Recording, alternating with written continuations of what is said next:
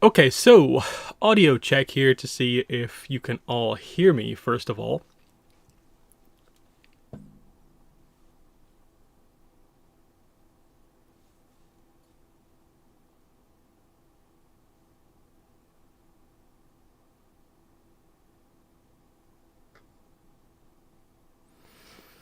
Okay, seems like people can hear me. Um, okay. And then let me just open this up here. Yeah, there we go. The avatar successes and failures, and I have a document here. And the fun thing about this document is that I actually had about like 70% of this done back in like December, because it was a topic I was planning to do the last time this came up in a kind of big way. Um, I didn't initially do it there just because I think other stuff came up. I think I was more focused on the end of year videos. But if you've been on Twitter at all and have seen any of the posts, it's been a bit crazy, I think, in the last, I'd say, like 2-3 weeks. Pretty much since things took off with Netflix Avatar. Just opinions on everything coming out, and there being so many just like bad hot takes out there about Avatar on Twitter. And I don't typically like to do videos that are just, hey, let's talk about the latest Twitter controversy, but I think sometimes for specific topics, it just feels like we have to do it because it does feel like there's an inherent like misunderstanding, bad approach with the way people approach the discussion happening. And so we've done it a few times, of course.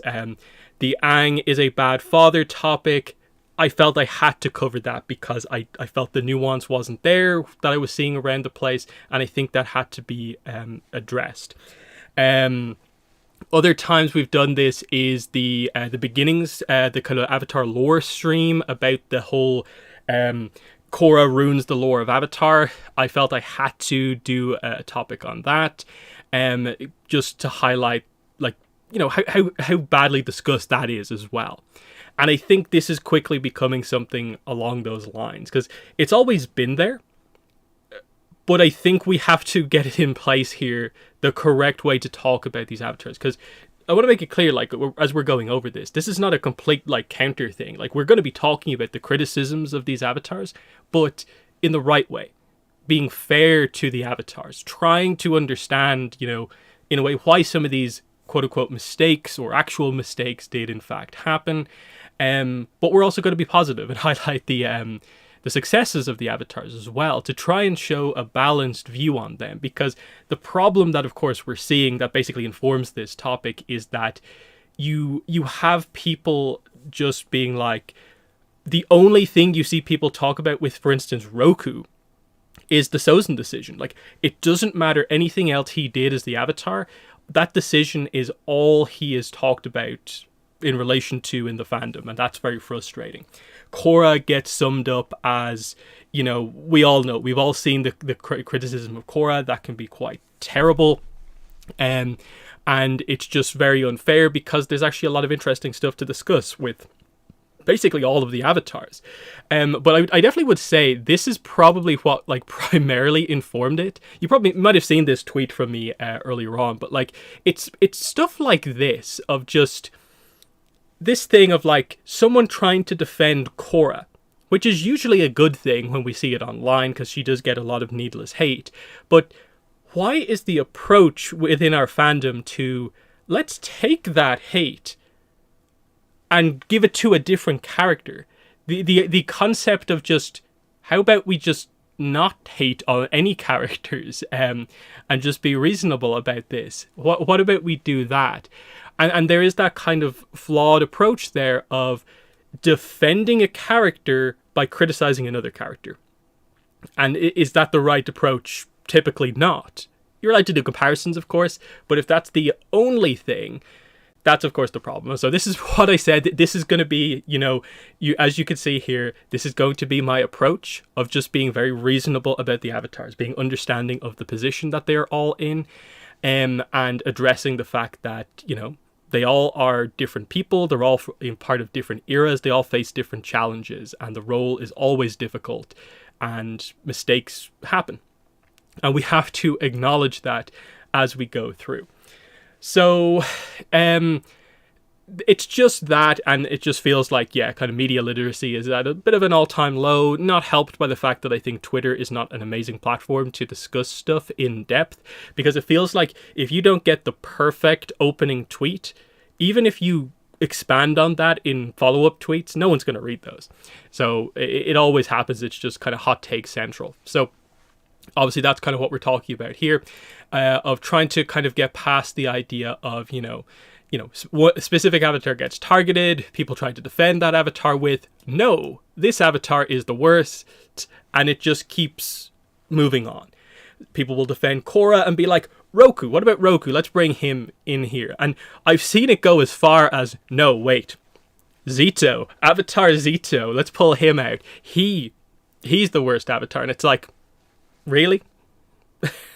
Really? It's just like, okay, we just obsessed with having this like worst avatar situation. It's really frustrating. And in all this, it just feels like we're never actually discussing what it means to be a good avatar, or what are the common like major flaws of certain avatars. It's just redirecting venom and hatred on specific characters. None of it's like talking positives, how to improve, discussing the idea that there is more to each avatar than their one big flawed moment and stuff like that. And so, yeah, that's what we're here to do. Discuss the successes and their failures, because we're trying to be balanced here. We're not trying to just completely counter this by being all positive. We have to discuss about the negatives and maybe try and address, like, when we actually go through it, is there an avatar who maybe comes out on the bad end of things? But more than likely, the reality is you have to just acknowledge that they all have unique struggles associated with their era, and it's also very difficult to compare what each avatar has gone through. There are some very similar situations that certain avatars have faced, and it'll be interesting to discuss some of them, but it's just that whole idea. So let's get into it here. So avatars and their mistakes. We have to acknowledge that while they're all powerful, they're also not powerful and perfect in that sort of way, that they're still human. They're capable of making mistakes, and that whole idea of just because you have power doesn't mean you're perfect. And that's the whole idea. And they can't be perfect, no matter how hard they try. None of the avatars, you would say, are absolutely ideal and have handled every situation perfectly. That's the point that we're going to get into here. There are criticisms to be had about Chen, about Kyoshi, about Aang, about Korra. All these avatars, and that's what we're going to try to talk about here. But I think we have to open up with Escape from the Spirit World, just because it's not just me making this up. The show is presenting this idea, or the franchise is presenting this idea of how to view the avatars as well. What is the takeaway from Aang meeting Yang Chen in Escape from the Spirit World? It's been an amazing experience to meet my past lives. What did you learn by meeting them? And here's the key point. I realized that no avatar is perfect. So there you go. Straight away. Aang, that's the lesson that he learned. Because, of course, Escape from the Spirit World, Roku, Kyoshi, and Kuruk, all three of those avatars talk about their mistakes. And Aang, of course, in the middle, in between book 2 and 3, is dealing with what he feels like his failure, his mistakes, and just in general on the journey. And they all struggled and made mistakes like me. And then it goes on to explain that the reason the avatar is not an all-powerful spirit being who is perfect, lives on a mountaintop and just deals judgment from on high, is because they need to understand what it is to be human, to make mistakes. Because how can you be the avatar kind of that's meant to, help humanity, help the world, if you don't understand what it is to be human, if you don't understand what the world really is or means? This is why you have to make mistakes effectively, so that you don't get into these situations of like realizing, like, can I really super heavily, harshly punish someone for making a mistake when I myself am capable of making those mistakes? And the nuance of this, and when something is a step too far to where the avatar should be able to kind of deal out some sort of punishment, versus when diplomacy or a different approach is the right thing to do. That's what we're trying to get across, this idea of, like, in a way, one of the episodes of Netflix Avatar really stresses the idea of compassion, and that it is, for Zuko in the past, it's this negative thing, but we all know that the series' approach when it comes to it is that it's a really good thing. And I think that's across the series approach, that the idea of characters who are compassionate is meant to be viewed as being, in general, a good thing. And so we're going to see this come up in a few situations here, Roku anyone, of a lot of weirdly uncompassionate situations of people, how they're viewing this stuff.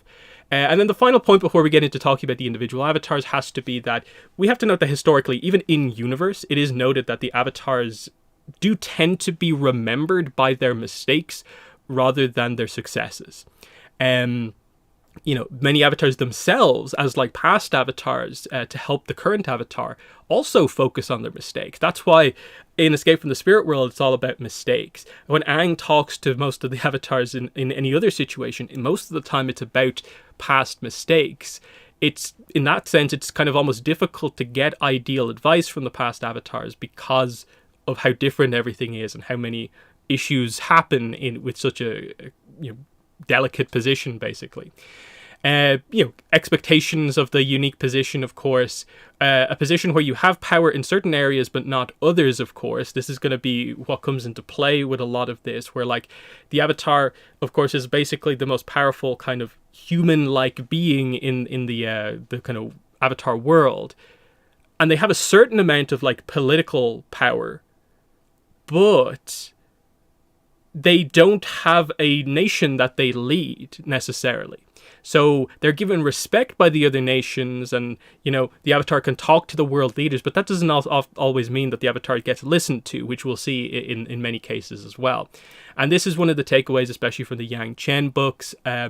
It's this idea that most, over the course of an Avatar's life, expect in 100 situations an Avatar to have to come up with 100 miracles. And even something like a success rate of 99 miracles, 1 failure is often deemed as being a failure for many avatars, because this is what gets remembered, not these situations. You don't remember the years and years that an avatar kept peace. You remember that something bad happened on their watch that destroyed that peace. And that's another kind of factor in this as well. So that's that. And then we'll get into the avatars. So I guess we'll just go in order from first getting up to the more present day avatars. Obviously, there'll be more to talk about with some avatars than others, but as you'll see here, because we're not starting, I think, with the really big discussion topic characters here, which I'm guessing is probably going to be Korra, Roku, Kuruk to a certain extent, we'll probably have to discuss, but you'll see it here with Wan. So, in terms of pros and cons, Avatar 1, one of his biggest successes is obviously showing us the idea that these spirits and humans can actually have good relationships with each other. He himself, as like the kind of forerunner in this regard, showing us that it is possible, even in the worst situations, for a human to forge a bond with spirits. And that is one of the key points about why he was like the perfect character to kind of be the first Avatar, because he was banished, put out into those spirit wilds, and was able to, of course, as we know, over the course of the journey, bond with Rava, but also all the other spirits like Ai along the way, Karakai, of course, and various other spirits. They grew to really care about Wan. He lived with them and learned from them. That's a really kind of key point, because there are not that many avatars who have a good success rate when it comes to their dealings with the spirits. And Wan is about the closest you can get to just being like really, really strong. But there's still some issues in there, of course. The other point, of course, is that the avatar formed effectively because of him. And it's not just like a situation where just the circumstances came together, but it's the friendship of Rava and Wan came together to the point where Rava decided that, yes, this is something that the world needs. And again, it's this idea of the amazing person that Wan is and was before becoming the Avatar. That's the point that's made at the end of Korra Book 2, that the lesson that Korra needs to learn. That you're not defined by the powers of the Avatar. most of the avatars are typically amazing people, even outside of their kind of crazy abilities as the avatar, and the abilities just help them to have a bigger impact on the world. And Wan definitely represents that really well, because he was so impressive. The spirit of light decided that I will, be reborn in you for all time going forward, because this is so important that I will be a part of this versus just being the spirit of light on my own. This will have a bigger impact than anything we could do separately. That's the kind of importance of beginnings from like a character point of view, is that, the avatar is at its core a friendship between a human and a spirit. They're merged together to be this kind of balanced kind of being that's half human, half spirit, of course, but, there's a friendship underlying it all as well. Another point for Wan in Wan's favor is that he allowed humanity to thrive again. You have to remember the crazy situation humans were in at the beginning of beginnings. If not for the line turtles, it feels like the humanity would have been lost, basically. And so him doing what he did in terms of separating humans and spirits and allowing humans to kind of, basically gain control of the physical world again is important just for the world history to be what it was. And this is obviously very notable. The negative point that comes up, of course, is that Wan's failure as an avatar, in a way, was that he was unable to end the conflict, the wars that then developed between these groups of humans who now were able to interact with each other. That he was able to actively deal with the issues between humans and spirits, but not the issues between groups of humans themselves. And that's this, of course, unfortunate thing, but that's obviously the idea of different avatars going forward, is that Wan gets hope as he dies that his mission isn't gone for good. The next avatar can do it, and the ones after that as well. And then probably the more maybe mixed point, because as is presented in Korra Book 2, the decision for Wan to close the spirit portals is criticized by Unalaq and ultimately a little bit by Korra as well. But there's definitely pros and cons to this, because humanity needed time on its own to rise up again, basically. The con is probably just that maybe did it need to be closed for Wan's entire life, perhaps? Like, should he have maybe opened it after, 40 years or something like that? But this is all often, like, until Korra, basically, every single avatar seemingly has never approached this idea of the spirit portals and should they actually be open, until Korra made the decision to do this because of the plot point that Unalaq, of course, brought up. So I think this is more of a mixed point, because I think Wan made the right choice in his era to do what he did, to focus on humans and let them rise up. The problem probably is that because he wasn't able to bring peace between humans, he was never quite able to get to the point where he could then teach humans how to be at peace with spirits. That's the kind of main problem, which is now a sort of position that kind of Korra is in, because the spirit portals are open and she has effectively brought peace as well. That whole idea. Let's see. The decision was the best for the time, especially as a lot of dangerous spirits. That's the point as well, is that you also don't want to open it up in the middle of a conflict, because the spirits will be impacted by humanity kind of being at war and the hatred between each other. I got the impression that you couldn't open or close them that easily. As far as we're aware, if you can get to the portals, you can open them if you're the avatar and you're, I suppose, spiritually skilled enough to actually do it. I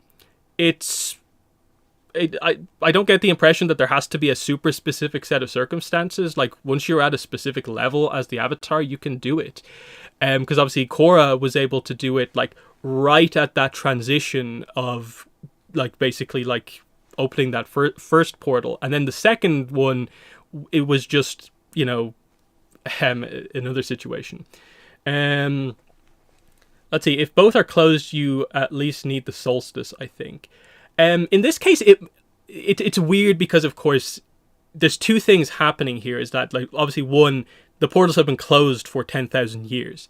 The second point is that Korra is not spiritual. And this moment of her opening the first portal is her like spiritual awakening, effectively. So the timing of it is kind of like, okay, is it just to help her get over the kind of line in the first place? But then the second portal opens up like pretty easily. There's no specific circumstances there as such. But my assumption is that for Juan, he could have just opened and closed them whenever he really needed to. Maybe it's a situation that, like, say, if Aang tried to open the portals, it would have been a similar situation. He needs to have a spiritual event happen, but, you know, it was possible for Juan to do it at some point. So ultimately, Juan, you would have to say, is a successful avatar, even if he himself, in reflection, would view maybe some of his time as being a failure. His greatest success is starting the avatar, but he feels he failed to bring peace at the end. Like, you know, doing so much over the course of his life, but then actually dying feeling that you failed is that whole idea. Now, admittedly, there's a lot that we don't exactly know about in the meantime, because we do skip to the end of his life from the moment, basically, the era of the Line Turtles ends and the era of the Avatar begins. We skip ahead like 40, 50 years or whatever. So there's a lot of situations there. But in general, I think it's very hard to present Juan as being the worst avatar. I don't really think there's an argument necessarily to be had here, because he, of course, had to deal with so many complicated situations. How everything started in the first place, and then humans kind of interacting with each other for some of the first times. It's an interesting one. But then we go to Avatar Gun, whatever way you want to pronounce his name. Unfortunately, we don't have an image, or at least any image we have, we don't actually know which avatar he might in fact be. It would be nice if we knew what this character was, but it's actually unclear. Like, I'm pretty sure even me saying him here a few times is slightly unclear. So we just don't actually know, I think, any of those details about Avatar Gun.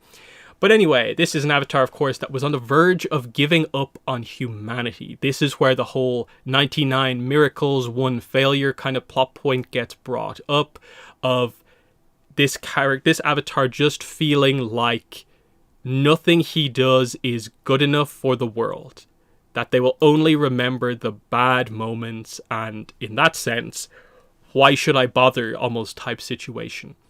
And of course, we know that Yang Chen deals with this very topic herself, as we'll get to later on down the list. But the point with Gun that I think is always super interesting is that he's at this stage, but he still steps in his big moment to defend Ha'an when the tsunami comes in. And it's this whole idea of how this interaction, this situation gets framed. He prevents it from being wiped off the map. But he loses his companion, Misose, in the process. And after this, retreats from the world for a while after this. And it's viewed in history as being a failure. He failed to hold back a tsunami. But as I think Jetson reads in the history, well, the place is still on the map, so can you really call it a failure when he, to some degree, prevented a tsunami from destroying an entire location? But it's a failure because one of his companions died. I guess he didn't prevent all damage being done to the place. Maybe there were other casualties in this situation also. And it's just that expectation of, like, the avatars are expected to completely neutralize natural disasters as well.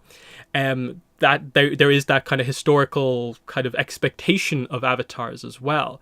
And Jetson, I think, even notes that, like, can you really call this a failure? Really reflecting on the idea of, like, why is this written this way in history?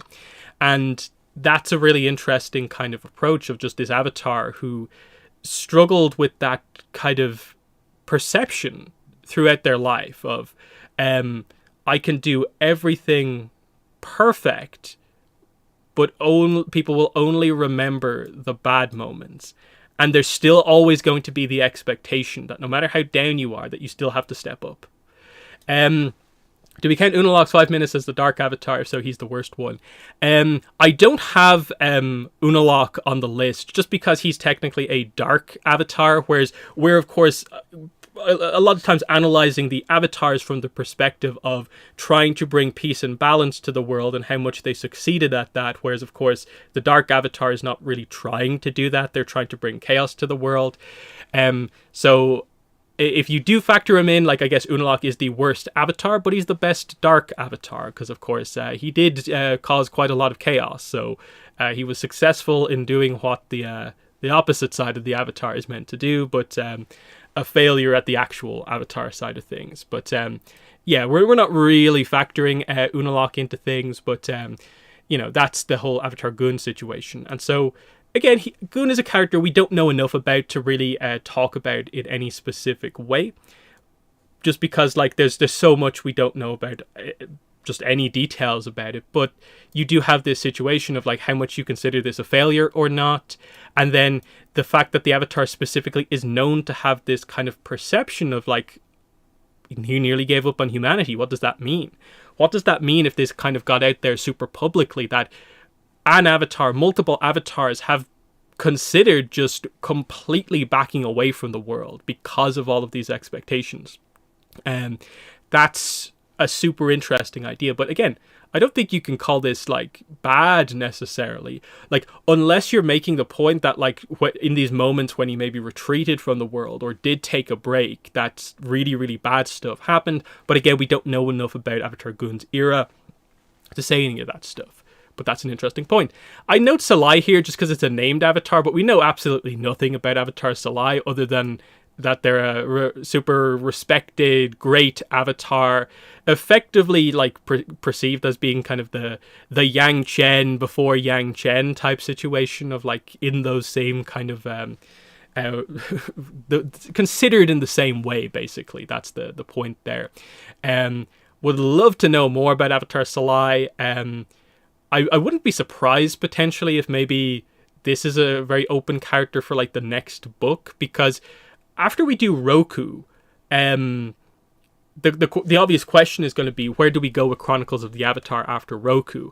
I know people want a Kuruk book, but they typically do them in groups of two books, and I'm not sure if there's quite enough for two Kuruk novels. So going to one of the really unexplored avatars would be quite cool. And especially with Salai, the idea of just, great avatar, let's actually add some stuff on. And yeah, Salai's shoes. That's a fun little note. But then we get to Avatar Zito here, of course. So Mr. Volcano Man. Let's see him in action. It's so funny. I always find this image of like, this is how we were introduced to Avatar Zito, of just, he does what if those volcanoes are as big as they kind of appear, is that not like one of the most powerful bending feats in the entire franchise? What he does right there. Like, as in, like, it's incredibly, like, overpowered, this whole idea here. If this is, like, actually 4 proper-sized volcanoes, it's actually kind of crazy. But obviously, it also serves to highlight that early on, I guess, in the series, they did consider lava bending to be a fire technique because it's the fire avatar, and they're highlighting him doing an earth bending technique. But anyway, so yeah, Avatar Zito, in case you don't know, this is our politician, accountant, bureaucrat, diplomat avatar. These are primarily what Avatar Zito is known as. This is your avatar who sits at the desk and brings peace to the world. That's the kind of presentation of this character, of like, he doesn't need to do this stuff because he can do this stuff. That's the presentation of Avatar Zito as a character.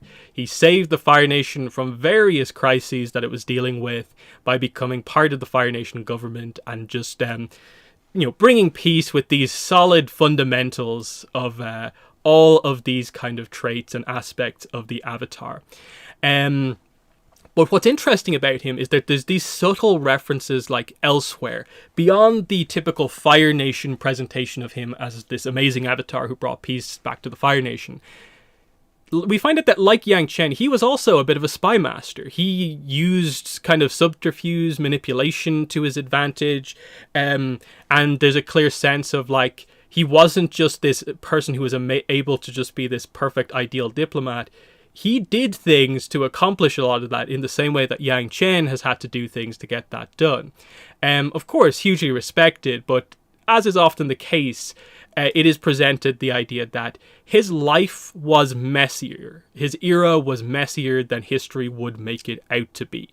And what exactly is that kind of secret aspect, we don't really know. And then his main criticism would be that, of course, he was criticized by some of the world leaders for favoring the Fire Nation and maybe not giving as much time to the other three nations. This is specifically noted in the Yang Chen novel by Oyaluk, the Water Tribe chief, that he feels like, oh, I thought you'd be better than Zito and that you wouldn't favor one of the other nations. But, there's that clear idea here. So, this is a quite interesting avatar here, because obviously the problem that we have with Zito is that what did he not do for the other nations? It's great to be like, oh, well, he favored the Fire Nation because we have all this history about him from the perspective of the Fire Nation, that some of the main things he did as the Avatar was to protect the Fire Nation. But obviously, there's the very logical point of, if the only main event going on in the world was that the Fire Nation was in crisis, he is not wrong to help his home nation just because it's the home nation and it makes him look like he favors his home nation. If that's where the problem is, that's where he goes. So until we find out what he maybe didn't do in other nations, I think it's very just hard to judge what exactly the kind of issues are here overall. So that's part of the Zito problem, is that you can very clearly point out the flaw, but can you actually explain why that flaw is bad necessarily? And that's where there are, of course, some issues really. So there's that. And then again, like in this era of like Zito going into Yang Chen, there's obviously this idea that a lot of the nations are very much out for themselves in a way that there's not outright hostility necessarily. Obviously, the Platinum Affair happens early in Yang Chen's era, but there's not necessarily like wars happening, but there's very much a case of the nations kind of sticking out for themselves. Let's see, there's some discussion in chat here of like some social media stuff, TikTok stuff, maybe even some YouTube stuff, kind of presenting information about some of the past avatars in maybe the wrong way, and this gets into a lot of discussion about sort of like clickbait and sort of how you actually approach telling people and sort of summarizing some of this stuff from the novels. With my content, of course, I try to be very clear about what I'm doing, where like I'll typically just be like, this is a discussion on this avatar, and just watch it, and I'll present it as evenly as I can. But yes, I understand why, like, just on YouTube, a lot of people feel that they have to kind of frame things in ways that maybe things come across differently, and that is definitely part of it. And we all wish, of course, that everyone would just read the source material themselves. But I get it. Some people don't really like to read. I do understand that, but it is frustrating when you see people kind of, half present the information about some of this stuff.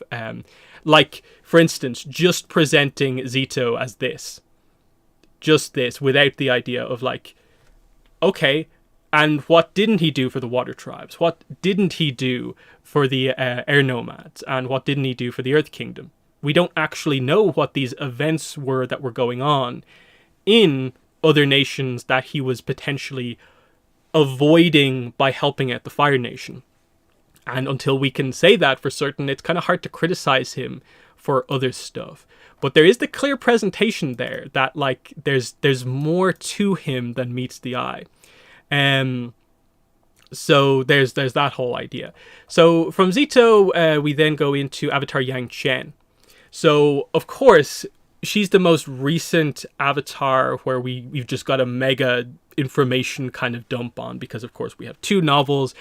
She's obviously benefits from that. She was quite heavily involved in the Rift comic as well, as the usual thing of appearing occasionally to Aang to talk to him. But the thing with Yang Chen is, of course, she historically is known as one of the greatest avatars of all time. But as we learned in the Kyoshi novels, as well as, of course, the Yang Chen novels, she had her own struggles as the Avatar also. Like I mentioned earlier on, she struggled, like Avatar Gun did, with the idea of, feeling that basically humanity would never help itself, no matter how easy of a path she helped to lay out for humanity. She could set the stage perfectly of like, I have the solution to this problem. All you have to do is agree to help me fulfill this, and you will be on the right path. And they just go in the complete opposite direction. That is the clear presentation of like Yang Chen, for instance, dealing with the Shang merchants, like early on in the first Yang Chen book, is that she's like, if you just did this, this, and this, and I'll do most of it for you, you will make more money and things will be easier for you. All you have to do is put in a little effort. And they're like, nah, we'll just keep things the way they are.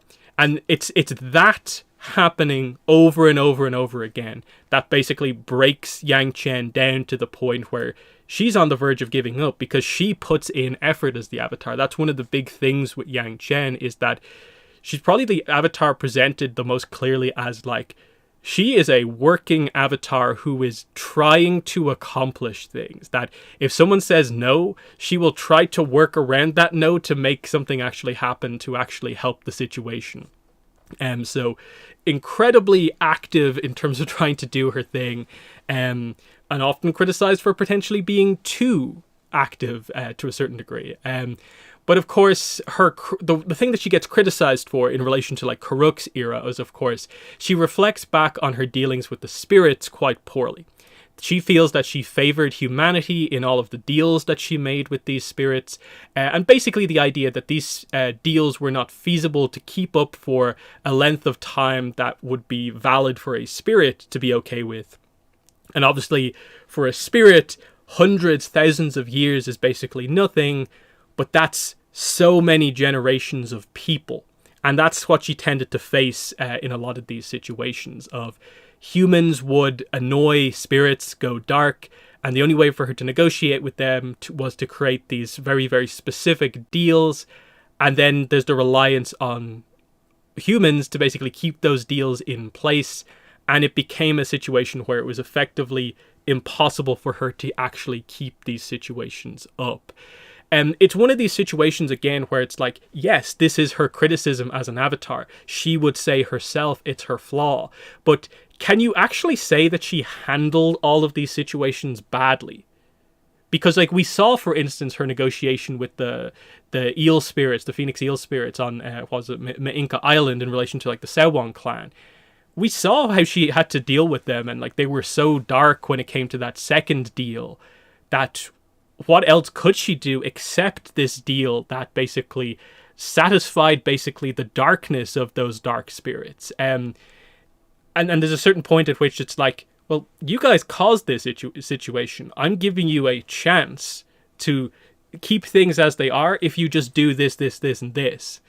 And typically the humans would just make the decision to try and work around the outskirts of this deal. And of course, we have the unique thing with the spirits of like, when they have a deal, it's a locked in stone like deal. There's no technicalities to the deal with spirits. It's either kept up or it's not kept up.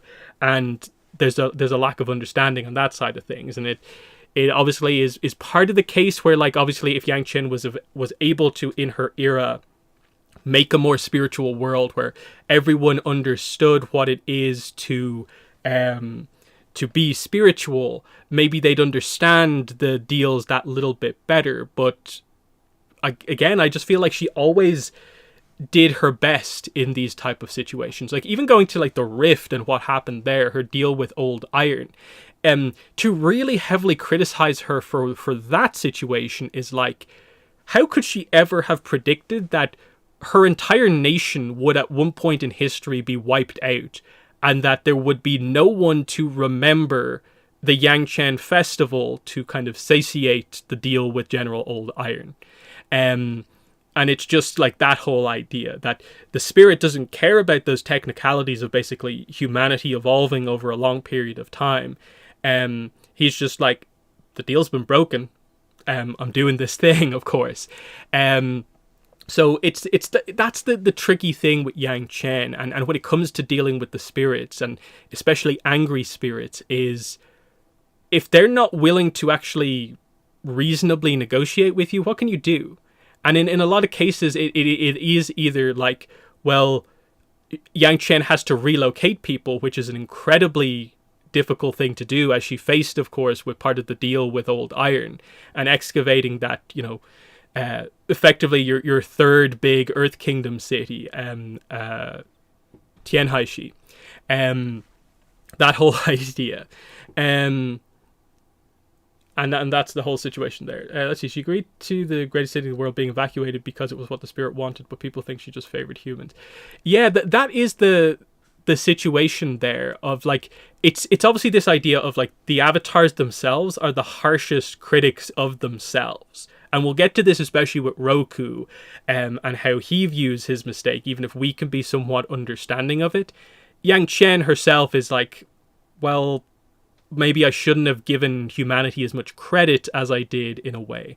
Maybe I should have gone down the path of just, being like, no, the spirits own this place now. Maybe it would be better to just be like, hey, sorry, you guys have to relocate, or something like that.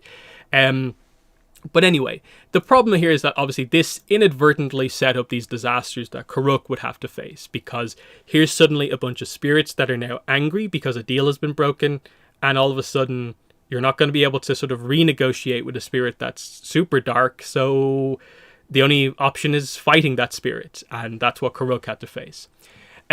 Politically, of course, she was very strong. She ended the Platinum Affair. Again, some of the details at the end of Yang Chen Book 2 are not quite clear, but we basically know the Shang cities eventually go away. Apart from, of course, one still exists, but like it's not. I don't think we know it to be a Shang city in more modern times in terms of Taku. But of course, she defeats the scheming of the Zongdus and the Shang merchants, and she would then go on to create all of these lasting treaties that would bring peace for quite a long time. Like a lot of the piracy treaties about like you can't sail in these seas and stuff like that are stuff that Yang Chen implemented, as far as we're aware. So that's all kind of interesting stuff. I think this is from the Kyoshi books, but she mentions the idea of like she feels she perhaps like gave the nations almost too much, like that she was kind of too active, solved too many issues for the other nations, and it made them very selfish. It made them feel very comfortable in kind of doing anything that they could do, and so selfishness took root, and that it's just this idea of people feeling they can take whatever they wanted because she was so helpful, so active as the avatar. Again, it's one of those situations where I think it's hard to present Yang Chen as being a bad avatar because of how incredibly active she actually was. And in a way, even the spirit stuff, like the fact that she potentially had negotiations with a lot of different spirits, and had all of these spirit kind of issues to face and dealt with them to a certain degree in her own time. But again, this is where we have to factor in like this idea, and we're going to bring this up as we go forward. Blaming the avatar for them dealing with an issue, but then like failing to assign blame to the person or thing that actually caused the issue in the first place. There's a lot of that comes up here of like, let's blame the avatar for trying to solve the issue but not doing it perfectly, when the actual result, like person behind this, is in place. So as far as we're aware, what caused all of this is Father Glowworm. And that's the really interesting point of like, why are there so many spirits across the place when, as far as we're aware, a couple of thousand years ago, the spirit portals were closed? How are all these spirits suddenly in the physical world, like, again? And of course, some of them are just there, but obviously some of them have made their way through, and it's Glowworm kind of doing stuff. Glowworm, the world borer, boring holes between the worlds. And it's the sort of early days in Yang Chen's era, and then that kind of comes to a massive head in Kuruk's era. And of course, Yang Chen doesn't get to face Glowworm, but Kuruk does, obviously. So that's all kind of interesting stuff.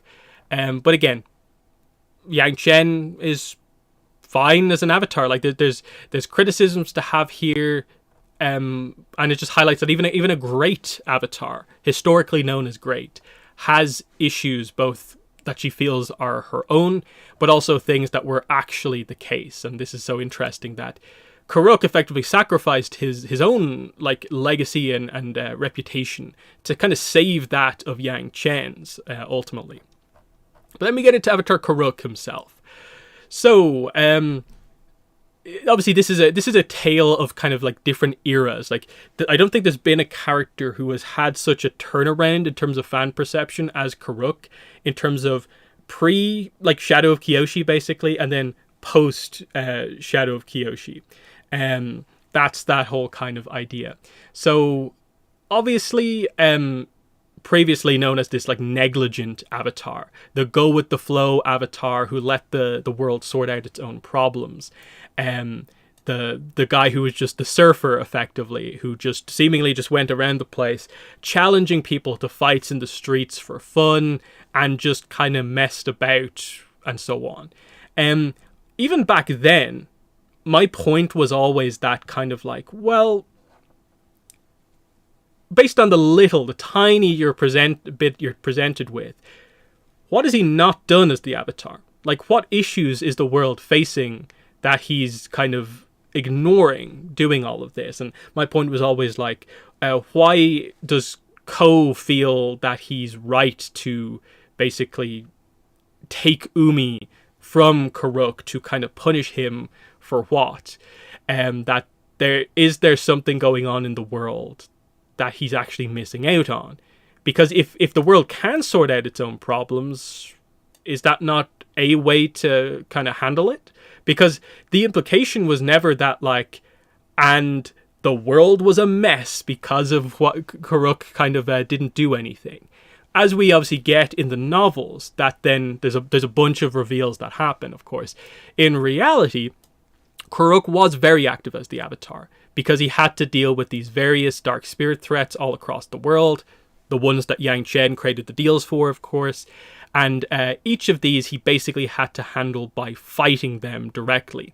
And of course, in the process of killing these spirits, damaging them, he damaged his own spirit and shortened his life as he did so. So this is why he is this super young Avatar when he dies at like 33 years old.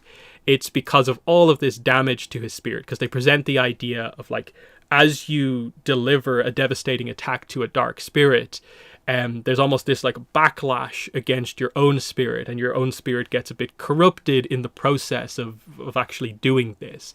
And it really highlights that like, if this character had the spirit bending technique that Unalaq has, his life would have been so much easier. But of course, it was only developed in the eras after him, obviously.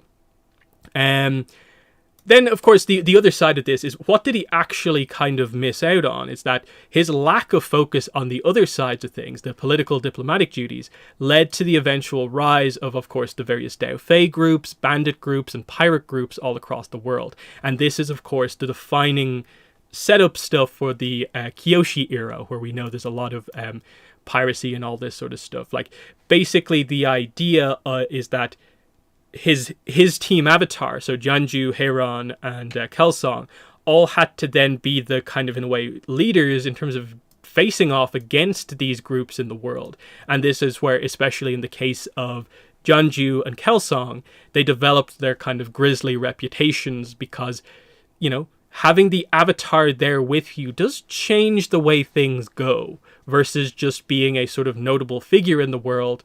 You know, the Avatar title has a big benefit in kind of pretty much all scenarios. And so this is where the Gravedigger of Zulu Pass comes from. This is where the Living Typhoon comes from.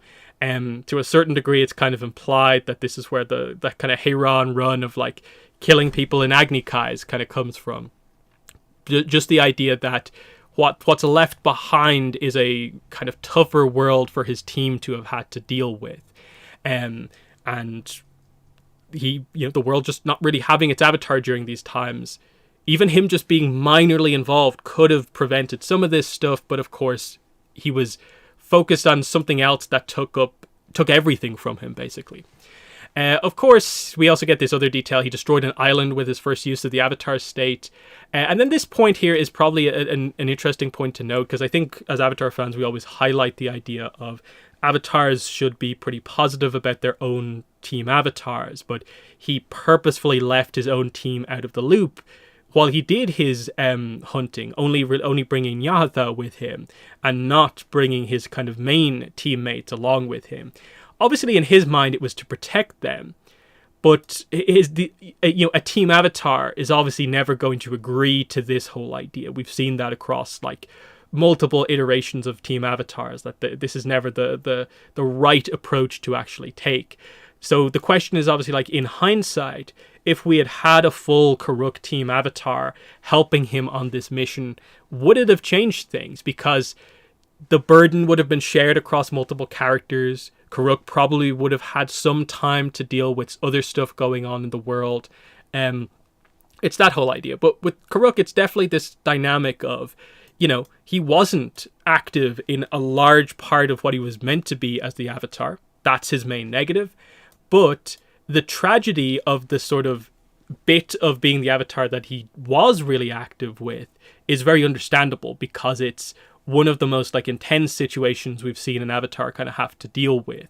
To be this kind of spirit hunter against dark spirits, which we know, of course, from like Korra Book 2, are very difficult to deal with. And that's obviously the real factor in all of this stuff, is just, hey, like this is what happened with this character. And then tragedy only continued to follow him, because of course he exchanged names with Father Glowworm, and that effectively led to what happens later. And of course we effectively realize later on that Ko isn't angry at Kuruk for not being active as the Avatar. He's basically angry at Kuruk for being a spirit hunter. Like it's that kind of idea. So this is part of like revenge for taking out all these spirits type things. And it helps to just bring the overall story kind of together for Kuruk. But there's definitely a little bit of ground to still work with Kuruk. Like, I would like to see like one of the more notable adventures he and his team went on when they were younger, before things went really crazy. Kind of seeing the team in their like primes basically would have been really cool. And then there is definitely a story with Umi still to be told, in terms of properly characterizing her, delving into who she was, how she changed Kuruk in those kind of final few kind of years of his life, that whole sort of idea. Is there too much of a story there, or is it just more of a couple of scenes, incidents? It's hard to say, but there's a little bit more definitely to do with Kuruk. Will they ever do a novel about him? Pretty unclear, though. Will the next books be Kuruk after the 2 Roku books of novels? That's the big question. I feel because he got such heavy backstory focus in Shadow, they're probably not going to do Kuruk, but then that creates a very interesting situation where they've done the obvious avatars already, because they've done the big ones, of course, for Aang. The 4 before Aang have already effectively been done. So do you do Zito, who has at least a little bit more development? Do you do Salai? Do you do Avatar Gun? Or do you choose a new Avatar completely in a gap period and do them there? There's a lot of ground to work with, and I think we're all kind of intrigued to see them do that. Very interested to see if they'll ever, in Chronicles of the Avatar, do a book about a completely like unknown Avatar to us. But we'll have to wait and see, because I'd love to get more information on early Avatar. Like if they did a book about the second Avatar, that would be very cool. I think any of the first like kind of 5-ish avatars would be like really cool to do. There's obviously more ground to tell with Wan if you want to do it that way. But I think everyone wants to know stuff about like the second Avatar. Kyoshi up next. And I would definitely say, in terms of the discussion online, I don't think Kyoshi really comes up that much, really, in terms of like heavy criticism overall. It feels like nearly every other avatar comes up like quite heavily in these discussions about worst avatars. Kyoshi not as much. Like her reputation is quite good overall in the fandom, you would have to say. So there's, in my, at least from what I've seen, pretty minimal critique of Kyoshi as a character overall. So Avatar Kyoshi, of course. She still gets very misinterpreted. Yes, that's kind of probably the big thing with Kyoshi, is that she still has a bit of the fan reputation of just like, Kyoshi, the murder avatar, ha ha ha, lol, she just kills everyone. And it's just like, people tend to like her because they'll criticize a lot of the other avatars because they have an issue with like killing, but because Kyoshi seems to be an avatar who's like okay with killing her enemies, that makes her like cool, because she'll actually do what some of the avatars won't do, and that kind of creates that bit of a situation. But of course, if you read the novels, like Kyoshi is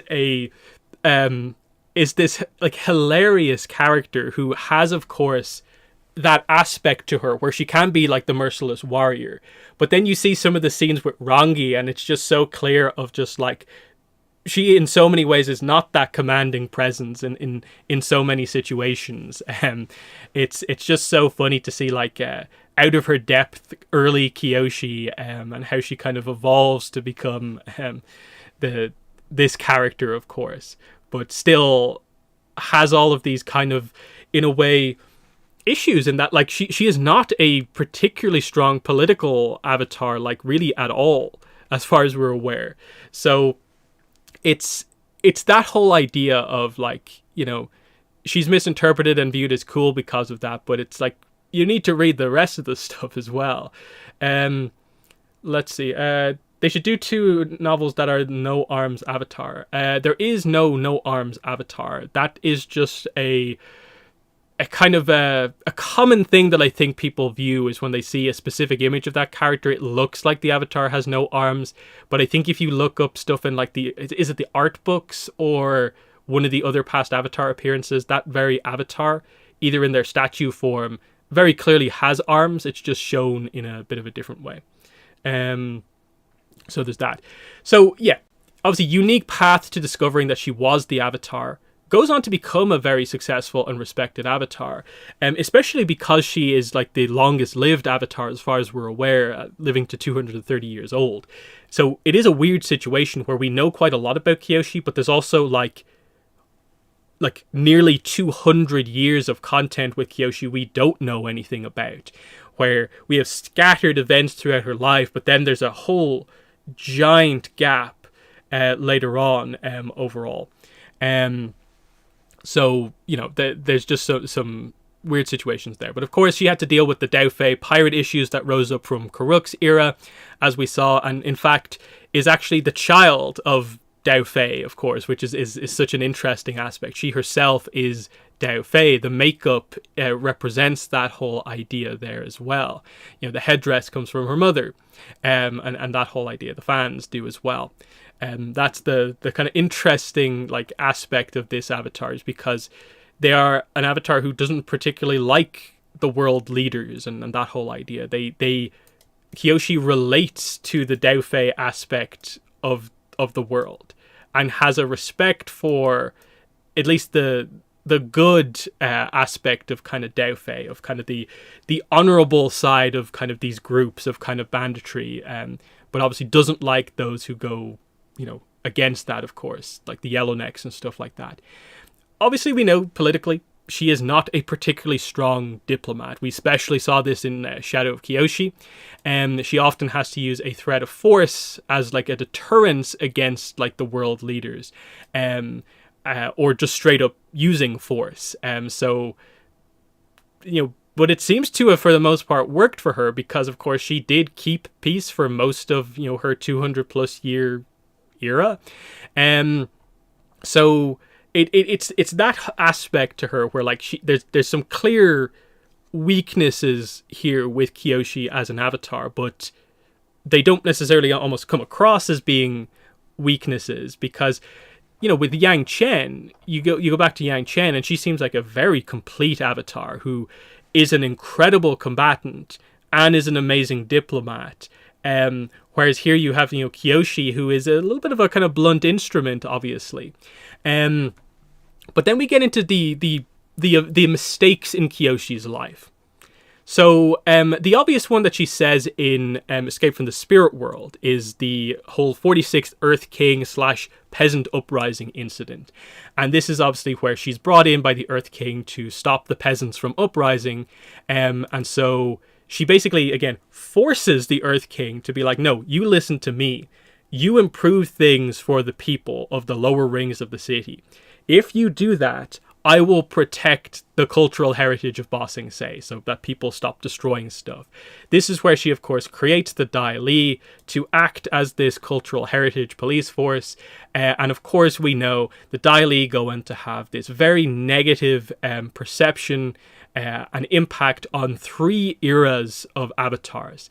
They are involved in bad incidents in the Roku era, Aang's era, and the Korra era, of course.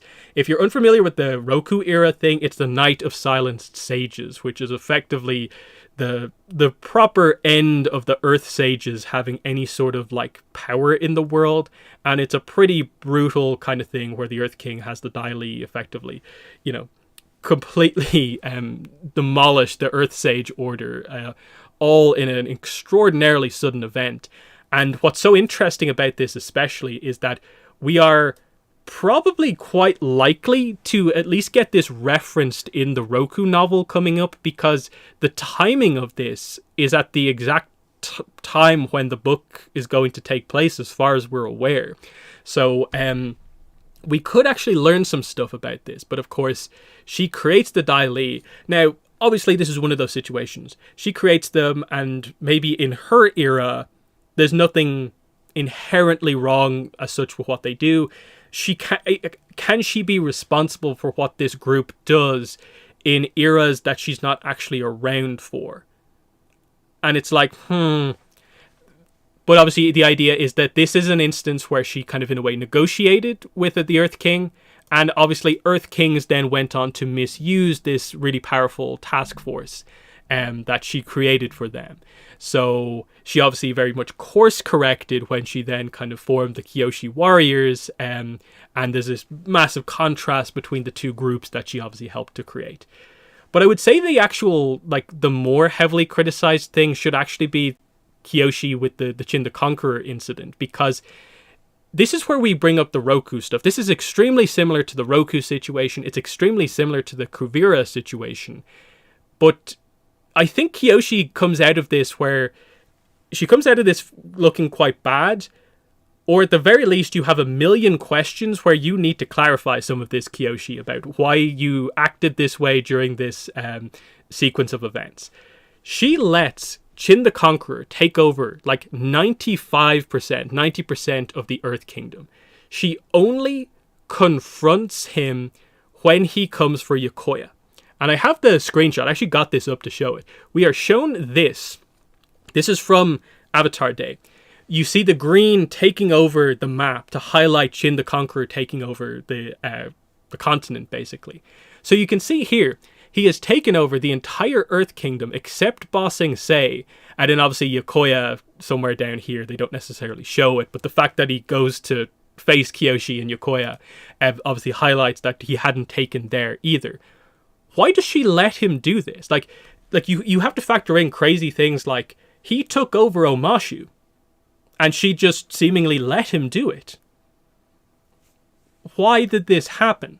And obviously this gets into the idea of the 46th Earth King is not liked by the people. My explanation for this has always been that my assumption would be that early on, Chen might not have been a full-on tyrant. So early on in his campaign, he might have been the people's champion in a way, that here is a different leader that represents the people, whereas the 46th Earth King does not represent the people, and in fact has the peasants on the verge of uprising. So Kyoshi, being Dao Fei and not liking the world leaders, does she let the people choose who they want to be in charge of the Earth Kingdom? And so purposefully steps back from basically politics and what's happening here. That should she deal with who should be the actual leader of the Earth Kingdom? It's a bit of an interesting kind of the decision kind of type thing. But ultimately, there are a lot of questions that we just don't know about with this situation of like, why did this happen? Like, I do think in terms of a lot of the points of negativity that we're going to get to, this is probably one of the ones where it's more like, oh, you need to answer for yourself. People let her get away with this because she killed him in the end and basically stopped it. But the point is, she let him take over nearly everything. And you have to assume that the world was probably still in a little bit of a messy situation, given that, oh, someone is now in charge of most of the Earth Kingdom. Oh, wait, he just died. What do we do now? And then all of a sudden, does it just switch back over? There's still like his army that like controls like his forces that controls most of the Earth Kingdom. Like, this is a crazy political situation that she's created here. The only reason I don't think this gets like brought up as much is because it's in the middle of a very comedy, funny focused episode, and it is presented in a bit of a jokey way because Chen the Conqueror dies because he stands his ground and falls off a cliff. And it's like, lol, Chen, instead of, wait, Chen the Conqueror is basically like proto-Kuvira. So, he is actually like a tyrannical kind of dictator style character. Like, when you treat this event seriously, there is actually a lot of like, explain yourself, Kyoshi. Because obviously she's going to protect her home. We know that. She's very protective of Yokoya. But why didn't she protect everyone else? That's the big question here, obviously. And of course, people are just like, it was so awesome of Kyoshi to appear before Aang, say I did it, and leave. Basically, like, she's like, if that went wrong, she's just got Aang killed. That wheel of punishment was not nice. So it's just that sort of situation where it's like, come on, you got to do more than that. So, like, as we've gone through the list, like, this is kind of bad. Like we can criticize other characters for like, oh, they should have been involved here or there. And it's like, Kyoshi gets the get out of the jail free card because, like, as Aang explains, but like, you didn't actually kill him. But she's like, but I would have done it. And that makes it okay. And then there's a lot of stuff that happens after this that, like, we don't really know about. So, like, we don't super have too much of a sense of, like, Kyoshi in terms of spiritual matters, in terms of, like, did she have, like, encounters with spirits beyond, like, what we've already kind of seen? That, like, okay, glowworm, here's spirit-enhanced Yoon, here's her spirit fox animal guide thing. But other than that, like, is there spiritual encounters in Kyoshi's life later on? Because the whole, like, immortal avatar thing, that she literally has a technique that, as far as we're aware, can keep you alive for thousands of years. It speaks to the idea that Kyoshi chose at a certain point to stop doing that technique and actually, like, choose to die. So what exactly happened kind of later on in life for her? Bit of an interesting one. Obviously, there's the idea that she basically outlives kind of anyone that she would have known and cared about, so that has to take an effect at a certain point. And then a lot of it as well is like in like Shadow Kyoshi, like she, I guess she sticks around to sort of prevent Fire Nation kind of shenanigans going on as well. So there's that aspect of it as well. Yeah,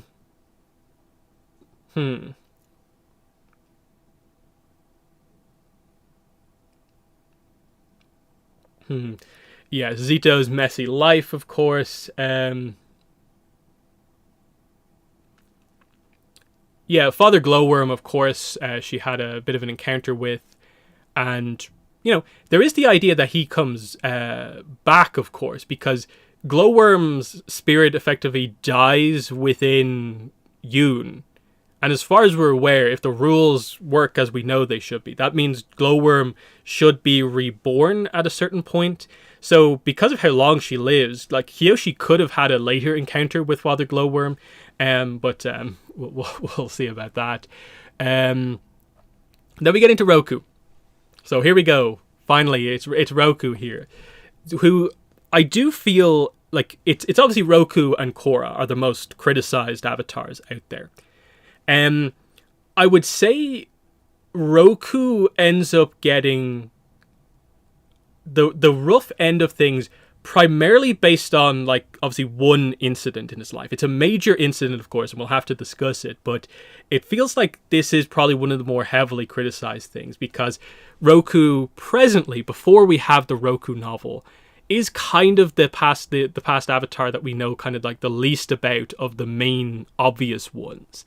Now, of course, it's going to change, I suppose, when the novel comes out, because we'll learn more about him when he was younger, we'll be more sympathetic to him, and it will all help to kind of bring things together. But also, we do know other stuff about him. If you read the RPG material, you know there's more to Roku than just the Sozin story. So, Avatar Roku is an extremely competent avatar, who, through his long-time training to learn the elements, gained a strong understanding of the uniqueness of each nation. He worked in tandem with the air nomads to keep minor issues from becoming bigger issues in the world. Because that's the way the Roku era is sort of presented, is that there's a bunch of potential issues between nations that could become war.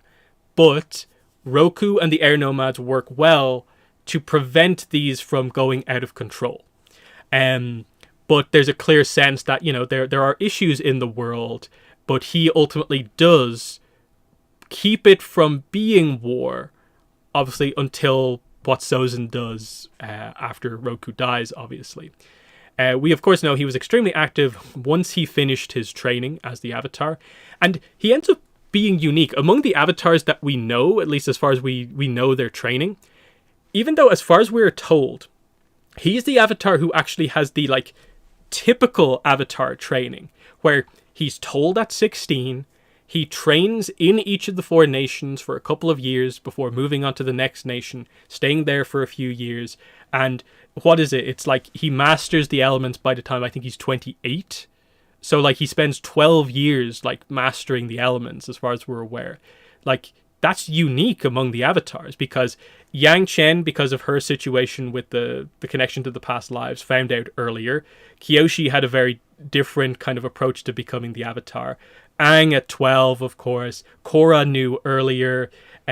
All of these things come into play. So it's like, you know, Kuruk, we briefly skimmed through, like, his training a little bit, so I suppose he was similar, but it is interesting that he is one of the few avatars where, like, yeah, this is the normal situation here.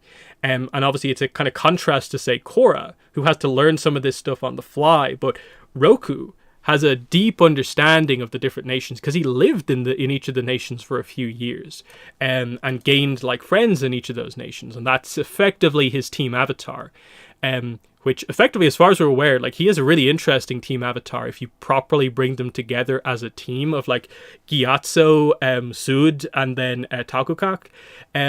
Those 3 would be really cool to see actually, like, grouped up as a full-on team. But because I suppose his team is more like individual relationships, it's more of a situation where, like, is his masters in a way act as kind of friends / kind of informants within each of the nations, like, for him. And that's the kind of whole idea there. So yeah, that's that. The situation from the Roku novels is, you know, obviously there's so much we don't know about kind of later on in life, like, yeah, do all of these characters even know each other and stuff like that, but they're the key characters for him as a character as far as we're aware. We don't really have much evidence of, like, other specific individuals that would make sense to be a part of his team. But those all do make sense. Because, like he says, like, Sud, a lifelong friend. Takukak gets a legend NPC in the RPG. And Gyatso, of course, is going to be very heavily fleshed out in the Roku novel, because he's the kind of secondary main character in that one, as far as we're aware. That's that situation. But yeah, there's that. And then yeah, the Sozin incident basically is then the rest of it. And so this is the big question. Should Roku have killed Sozin for the first few colonies? That's the question that people have. Because this is when this actually all happens. Is at the wedding, Roku warns Sozin, like, don't do this. The four nations should remain four. You have ambitions. Don't do anything with those ambitions. Years pass. Roku finds out Sozin actually went ahead and formed the first couple of colonies for the Fire Nation in the Earth Kingdom, and we get the big confrontation that leads to the two characters fighting. Of course, we know Roku wins that fight, and so when we get to the end of it, should he kill Sozin for doing this, or was he right to do what he actually ended up doing, and that is basically being like, I'm sparing you because we used to be friends, but you, like, one step out of line and I will come back and kill you. And the result of this is that it works. This threat works. Sozin is so soundly defeated by Roku that he doesn't, at least publicly or obviously, act against Roku's kind of wishes. Obviously there's some sense that he still builds stuff up in the background, I guess. But he probably hid it quite well, because we basically know that Sozin in the background has done a lot of kind of secret, kind of clever things to get himself into position. But he made sure not to make any obvious move, because Roku could take him out at any time. And then the other point, the more personal point of, like, because they were so close, how could he have known, like, the extent to which, you know, Sozin would go? Because this is where to me, this is the definition. Anyone saying that, like, for sure, Roku should have killed Sozin, it feels just like it's hindsight. It's the definition of hindsight, is to make that point of, like, if he did this, it would have prevented this, and this. But at the time, does Roku in any way have the sense that his best friend could, like, kill an entire one of the four nations? Like, that he would wipe out a whole group of people? That's the question. And I don't think he does. Because I think it takes Sozin doing what he does, like betraying Roku in the way that he does, getting Roku out of the way. And the second he does that, that's really where he goes to the next level, and he becomes the true villain of villains within the Avatar franchise that we know him to be. And he makes all of these moves that obviously make things terrible, and the Fire Nation goes to war, and, you know, the 100-Year War happens, the Air Nomad genocide happens. It's obviously a very nuanced discussion to have here, because the idea is that if he did kill him, he could have theoretically prevented a lot. But you also go with the idea, okay, so he kills Sozin. Does that not also basically create some sort of a world war type situation? Because all of a sudden, the Avatar has, in a lot of cases, to potentially the other nations, potentially to the Fire Nation, has just murdered the acting Fire Lord for, okay, colonies. Okay, he's, you know, occupied another nation. So I guess the Earth Kingdom would kind of support Roku. His own nation would work against him then. Like, how would him killing someone in kind of cold blood affect his relationship, which is quite good with the Air Nomads? They probably wouldn't appreciate that, knowing kind of how they view that sort of stuff. And then who knows what way the Water Tribe would view things in all of this, because there are tensions among the nations at this point in time. Them finding out that the Avatar has just killed a world leader, that creates another issue. Like, maybe it doesn't lead to the exact same type of war, but it certainly leads to a situation where, like, Roku as a Fire Nation citizen is probably viewed as being, like, dishonored, which is notable within the culture. As an Avatar, he is probably viewed as being somewhat kind of dishonored in a lot of cases also. And I think it just changes how his era would be as the Avatar. That I don't think Roku is the type of character who wants the reputation of, like, a Kyoshi. So, like, that would be a massive struggle. Like it would solve some issues, but like I also think it would cause issues as well. So for me, it's hindsight. For me, should he have killed Sozin? No. And a lot of it does come down to the fact that, like, for instance, like the colonies, we don't know the details about like how exactly these were taken over. Like, how long did it take? How was there battles in relation to this? How many people died during these occupations?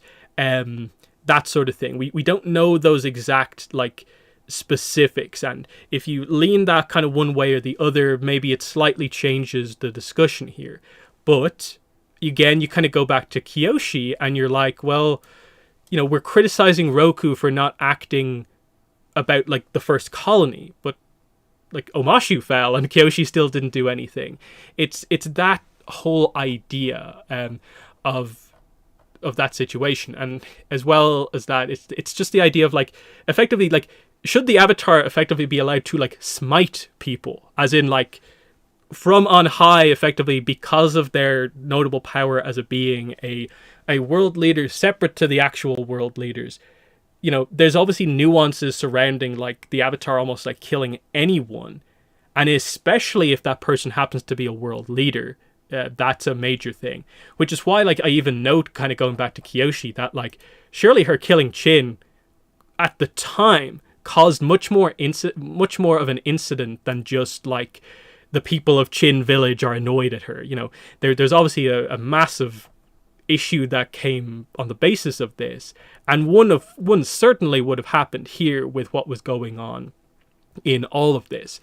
Now, you also have to factor in there is the stuff with Princess Zaysan, which obviously happens like in the middle of all of this, where the heavy implication based on where the story probably has to go is that at some point Sozin has basically his sister and probably Chondro as well, like assassinated, or he gets them killed in some sort of a way.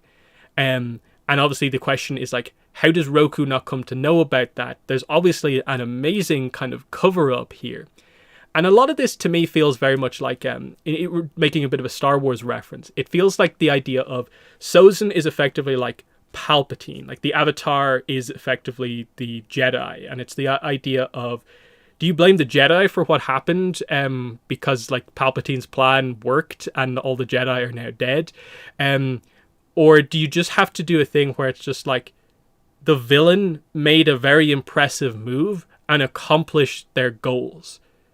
Sure, the Avatar theoretically could have done something else to become aware of that, but if you have a bit of a mastermind as your kind of villain, you have to let them win to accomplish something at some point. And that's the success of course, Palpatine in Star Wars, and it's the success of Sozin here, is that he eventually masterminded this situation where he got the Fire Nation into the position that he wanted it to. And it took him, of course, having to leave his friend, leave the Avatar for dead, and then go to the lengths that he went through to ensure that in the kind of eras after that. But like obviously historically, like even Azula basically says it about Sozin, is that he became, because he never found the Avatar, he basically like wasted the remainder of his life away, almost like in fear that like my plans might be ruined by the Avatar because I never got them. And there's just that idea of why does he feel that way? And it's because Roku kind of put the fear of the Avatar into him. And there's that kind of aspect of things as well. But yeah, for me, this is just a real example of like, even as you go into like the comics and stuff like that, because the promise quite directly deals with this idea, because we get Roku characterized quite heavily in relation to like the promise. Of course, in the promise is Zuko asks Aang, if I go bad, will you end me? And Aang reluctantly agrees to make this promise of like, yes, if you pull a Sozin, I will do what Roku didn't do. That's the kind of comparison that they're making here. That that Roku basically pretty much like forces Aang to be like, no, you have made the right choice here, because in doing this, you will make the decision that I didn't. Because in reflection, Roku, of course, is the one who blames himself the most for everything that happened, because he feels if only he was strong enough to kill Sozin, he would have prevented all of this. But at least to me, Aang never blames Roku for the situation, because I think he understands it. Because Aang, as we'll get to, also has some of that kind of guilt over kind of past stuff as well. And I think he understands that even already, of like, no, you made the right choice. And Aang, as you go through the promise, obviously makes the decision to not kill Zuko. And Zuko, of course, realizes that, wait, no, I haven't gone bad. I don't need to be killed. I made the right choice. And so the understanding at the end of it is just this idea of like Zuko coming to trust himself and Aang coming to trust himself. That it's this reflection on the past avatars, that when there's a massive change in the world, the past avatars don't have the context for a massive evolution in the world. Because Roku was very much the Four Nations Must Remain Four avatar. And so we're going into, obviously, Aang's era, where post-war, it's the nations coming together as one, effectively. Roku doesn't really know how to deal with that, because he directly had to try and stop someone from, like, trying to conquer other nations, which was the right thing to do at his time, but he doesn't necessarily know what it means for the current time, obviously. And there's so many interesting parallels and stuff like that in The Promise, which obviously makes it, I think, in my mind, a really good comic.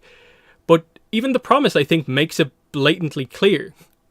No, like, Roku, you shouldn't, beat yourself up so badly for this, because I would do the same.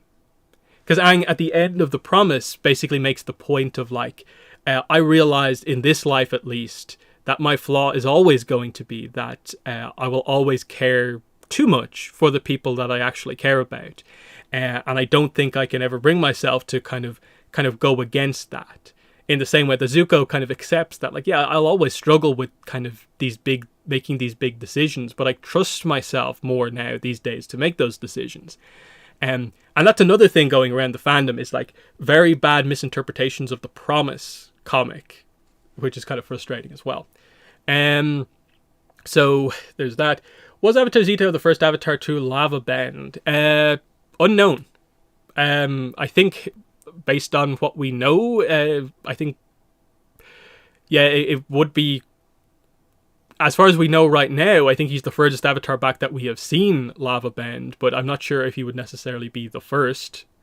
But we don't really know the details necessarily about that.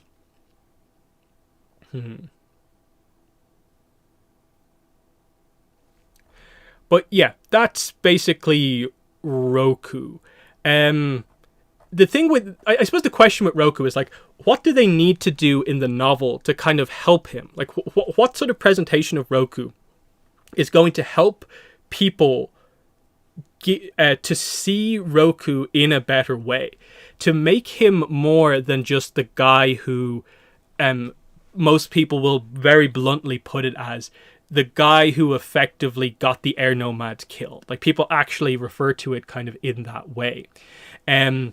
In my mind, you just need to present the idea of, like, Roku actively being the Avatar, doing his training, helping in some sort of a situation. The plot setup, as far as we were aware from the novel, is going to be that Roku and Gyatso are going to have to sneak away from the training to actually assist on some sort of a secret island that is under dispute by the Earth Kingdom of the Fire Nation. So that is very much what the Roku era becomes sort of defined by, is like each nation almost like building up, trying to kind of land grab what they can. So there's a lot of like middle islands kind of under dispute from the different nations depending on where they are. And I guess this is one of those specific instances. That's going to be quite interesting to see. So Roku getting to actively be the Avatar here for like the first time, like dealing with his first issue, actually seems quite cool. That's the kind of big thing here. Is just they just need to make Roku, well written and make people like him, basically. Um, hmm. And I think the setup for the book is definitely that's going to be the case. Like, just getting to more heavily see Roku like interact with Monk Gyatso, seeing the friendship, a bit of Team Avatar stuff there. And then if they can do some like development for like Sozin in the background and cover details about like what exactly what does Roku feel about Sozin, and all this sort of stuff, like what's going on at this point in time. It's really interesting to see how they do all that stuff. But yeah, that's the Roku novel. I suppose we should be getting the cover like any week now. Again, if they do it based on the way they did Legacy of Yang Chen, it should be this month, because I think it was the end of March where we got Legacy cover. So it should be maybe next week, the week after, where we get the cover. I'm eager to see what that looks like, and I think it will finally make it real to people, like what's going on with the book when we get the cover. So yeah, that's Roku. And then we go to Aang. And this is the kind of frustrating point, is that like Aang's got some of the criticism as well. And some of the stuff towards Aang just feels really like needless and aggressive and just mean-spirited in some cases. Some of the criticisms laid at Aang's feet. The idea of like some people blaming him for the Air Nomad genocide, and it's like, what? So with Aang, of course, Aang is the reluctant avatar. That's his character arc. His flaw is, of course, that he ran away from his responsibilities and thus avoided being killed in the Air Nomad genocide, but of course wasn't there for his people, wasn't there for the world for 100 years. But this inadvertently gives the world a chance for peace, because they now have an avatar there who can hopefully end the war. That's the kind of setup for Aang as the avatar. So his flaw is, of course, that he has this guilt surrounding the fact that he ran away. Early on, he has the struggle of like just accepting the responsibility, because it's all kind of dumped on him so young because of the building tensions, of course, post the death of Roku, of course. As the Fire Nation is preparing for war, Aang gets told earlier, and this obviously changes kind of Aang's life, and he struggles with that. And this is the idea of like, I think this is where the additional scene from like the Netflix avatar of Gyatso literally telling Aang, like, don't blame yourself for what happened. Like, you couldn't have changed anything. If you were here with us, you would have died too. And it's not like you might have changed things. It's like, no, you would have died too. And this is the idea of like, even if the defense mechanism avatar state had activated, like, it's still going down to that many Sozin's Comet firebenders. There's only so much of a fight that can be put up there. And so the suggestion very much is that either Aang gets reborn at an earlier point, or potentially the avatar cycle dies at this point. This gets brought up within the show. Obviously, on the top of my head is the Gyatso scene from the live action, just because I watched it so recently. But it's still just that idea, basically, of like, it's this stroke of luck destiny that this actually happened and that the world actually has hope. So Aang then goes on to fully take on the responsibility. He ends the 100-year war, and then the big event post-war is, of course, that he eventually goes on to be crucial to the establishment of Republic City. They're the two kind of key big things in Aang's life, is ending the war and creating this like nation of nations within the world, like the actual fifth nation, not the fifth nation that you think is the fifth nation. That whole idea. So yeah, and of course, various comics have him dealing with various issues, spiritual and political, in the kind of slow build-up towards Republic City, obviously. And then one of the main events from, as far as we know, later on in his life is the Yukon incident and him dealing with that.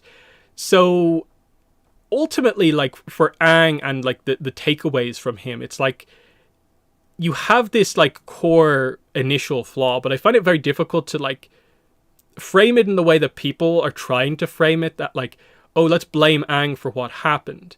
Like, obviously there's the sense of, like, people saying to Aang, you should have been here for us, but that doesn't factor in the idea of, like, if he didn't go into the ice, he clearly would have went down fighting, trying to protect his people in the Air Nomad genocide, and there wouldn't have been any, like, opportunity for him to do anything else kind of going forward, obviously.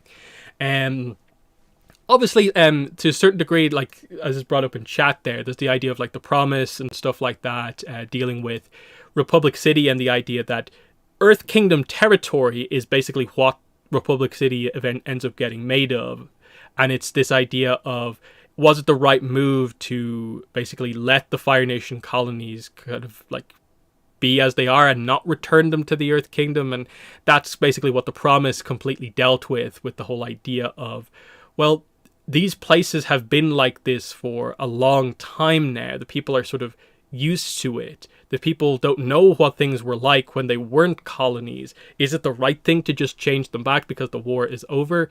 But instead, they kind of went with the flow in the way of how things are going and chose to kind of create a nation of nations. And I don't think you can be overly kind of critical of that, because as we see in Korra, it's a big thing in the world to kind of have this, where you can choose to live in your own nation, or here's this kind of metropolis where all the nations are kind of together as one. It's an interesting one to kind of see it all happen. So the other thing Aang gets criticized for is basically just this what if situation surrounding like how he dealt with the whole will I kill Ozai, will I not kill Ozai situation. Again, a lot of people really seem to want avatars to kill people. Like, that's one of the main takeaways I seem to get from a lot of these people who have these very, like, bad take kind of criticisms of, like, Avatar. It's just like, okay, yeah, Roku just killed the Fire Lord, kill your best friend, no problems there. And then it's this idea of Aang, the last airbender, last of his culture, basically. You want him to go against this really important part of his culture and just, like, kill Ozai. Obviously, it's a what-if situation.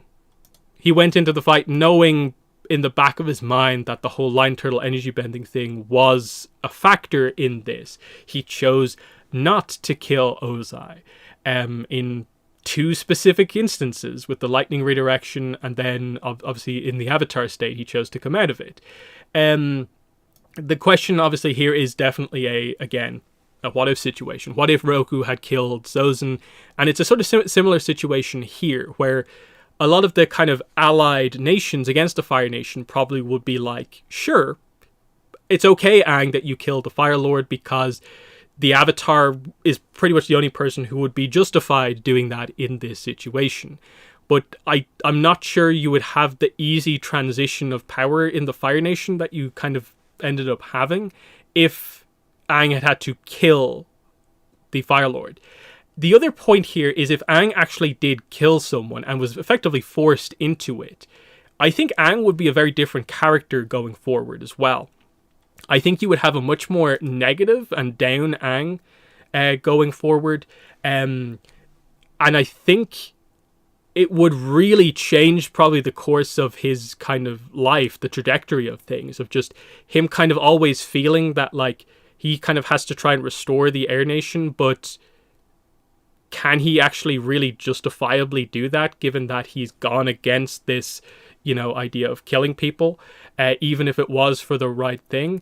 That's the kind of, I think, problem that you end up having here, is that I think it gets into a situation here where this is this really character altering moment if Aang really is forced into a situation where he just has to kill Ozai. Did Yang Chen kill? Yes, Yang Chen killed Thappa. So it's the situation where, like, again, there's a bit of an explanation here where, like, Thappa effectively killed himself, but I think she always had it in her head that she knew she would do it if she had to, and she treats the situation as if she did kill Thappa in the novel. That's kind of the way that like she deals with that. That she comes to just a situation of a conclusion that like this is unfortunately a requirement of this sort of a situation, that someone is so dangerous, this is what I need to do. And I think for Yang Chen, it kind of works that you do that, because of course her advice to Aang in the finale is the idea that, you know, what selfless duty calls you to sacrifice your own spiritual needs for the sake of the world. That whole idea. And then, yeah, as brought up in chat there, yes, Aang technically did kill Old Iron when he was put into a situation where it was like basically save Toph or kill the spirit. And he chose to actually go through with it and take out Old Iron. Now, of course, they get out of that because, of course, he didn't technically, quote-unquote, kill Old Iron. He destroyed him in one of his forms, and Old Iron was, like, immediately reborn. And this is where we got that major reveal about spirits and how, in the same way that, like, you know, life in Avatar typically is like this reincarnation cycle, the spirits also kind of have that themselves, except it's the same spirit just gets kind of reborn in a slightly different form. Or sometimes the same form, but it depends on what way it exactly works. But it's just one of those situations where, like, I don't think there's too much really to say here with the whole heavy criticism of like Aang as the Avatar, because as far as we're aware, like he steps up whenever he needs to. He's very good with people, so he's a pretty good diplomat. He obviously benefits because most of the world leaders in the world are people he directly like knows quite well, or are basically borderline like friends and family to him. So it's a similar situation with Korra as well, where like, you know, they both end up in a situation where they just happen to really know the world leaders quite well. Where like obviously best friend is the Fire Lord. His you know, his father-in-law basically, and then eventually brother-in-law are the chiefs of the south. He of course knows Arnuk from like book 1, and then of course we lose a little bit of track of what exactly goes on with them northern leadership at a certain point, but you know, there's a relationship there obviously. He knows King Kuei, of course, and there's the interesting part of the promise as well, where it is effectively about 3 young kind of new world leaders, Aang, Zuko, and also King Kuei. So he knows Kuei also. And then, of course, like he himself, just by being the last airbender, is the leader of the air nomads. So there's that as well. So it's an interesting situation. Yeah, and then... yeah, like a lot of the mistakes he makes are just sort of like more smaller, like personal mistakes and stuff like that. Like in terms of like, do you really bring up, oh, he burned Katara as like a mistake made as the Avatar type situation? It's more of a just like, okay, he lost the run of himself early on in his firebending training a little bit. Like, of course, he makes these kind of mistakes as kind of things goes on, but like they're not necessarily like the flawed as an Avatar type situation. That like, you know, if we have to resort to some of those little episodes where Aang makes a kind of relatively small mistake and like other people are criticizing like other avatars for major world leadership decisions, it's a bit of a weird situation. But I think we have to move on to Korra. So Korra, obviously, I think it's fair to say, gets a lot of like unfair criticism. As we'll get to, like there are things to criticize about, like, you know, places where she could improve as the Avatar, of course. But people are just needlessly harsh on Korra because it's as simple as this. Like, her feats as the Avatar speak for themselves. Like, she faces a villain in every book and basically comes out of it on the better end of things. Like, defeats Amon, ends the Equalist threat, defeats Unalaq and Vatu, becoming the second Avatar to win at Harmonic Convergence. She opens up the Spirit Portals again after 10,000 years. She defeats Zahir and the Red Lotus. She defeats Kuvira, the Earth Empire. Even creates a new Spirit Portal overall. Not to mention the events of the comics that she has as well, where she deals with the Earth Empire remnants and what happens in Turf Wars as well. So very clearly dealt with enemies that were threatening the world, and has helped to change the world for the better. So she has kind of like, in a way, the benefits of a lot of these avatars who have like either made big changes to the world or have defeated major enemies. She's done both in a way multiple times. And now, of course, what we're waiting to see in terms of Korra going forward is the idea of how will she manage this further evolving world, especially the fragile human spirit dynamic, now that we have an era where there are 3 spirit portals that are wide open, and we're doing an era where we're trying to reintegrate spirits into the physical world. And theoretically, a little bit of humans going into the spirit world also. That's a complicated, delicate kind of scenario that hasn't really been done since Wan's time. So, like, there's some complicated stuff going on here.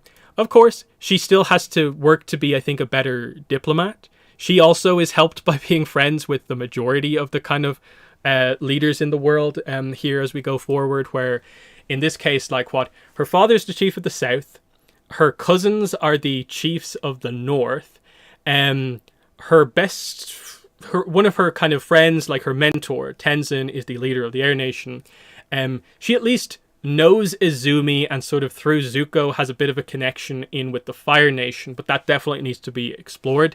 And then obviously Wu is the Earth King, at least for now, with the idea that the project to shift the Earth Kingdom away from it being king or queen to kind of elected officials in each of the kind of areas is going to be something that takes a little bit longer to get towards, more towards the end of Korra's era, or maybe even the eras afterwards. So and then of course Zhu Li, she's pretty close with Zhu Li as the president of Republic City, so that's a benefit to Korra, that she obviously struggled when someone that didn't really like her, like Raiko, was in charge, but that was more of a Raiko situation, as we saw, than perhaps a Korra situation.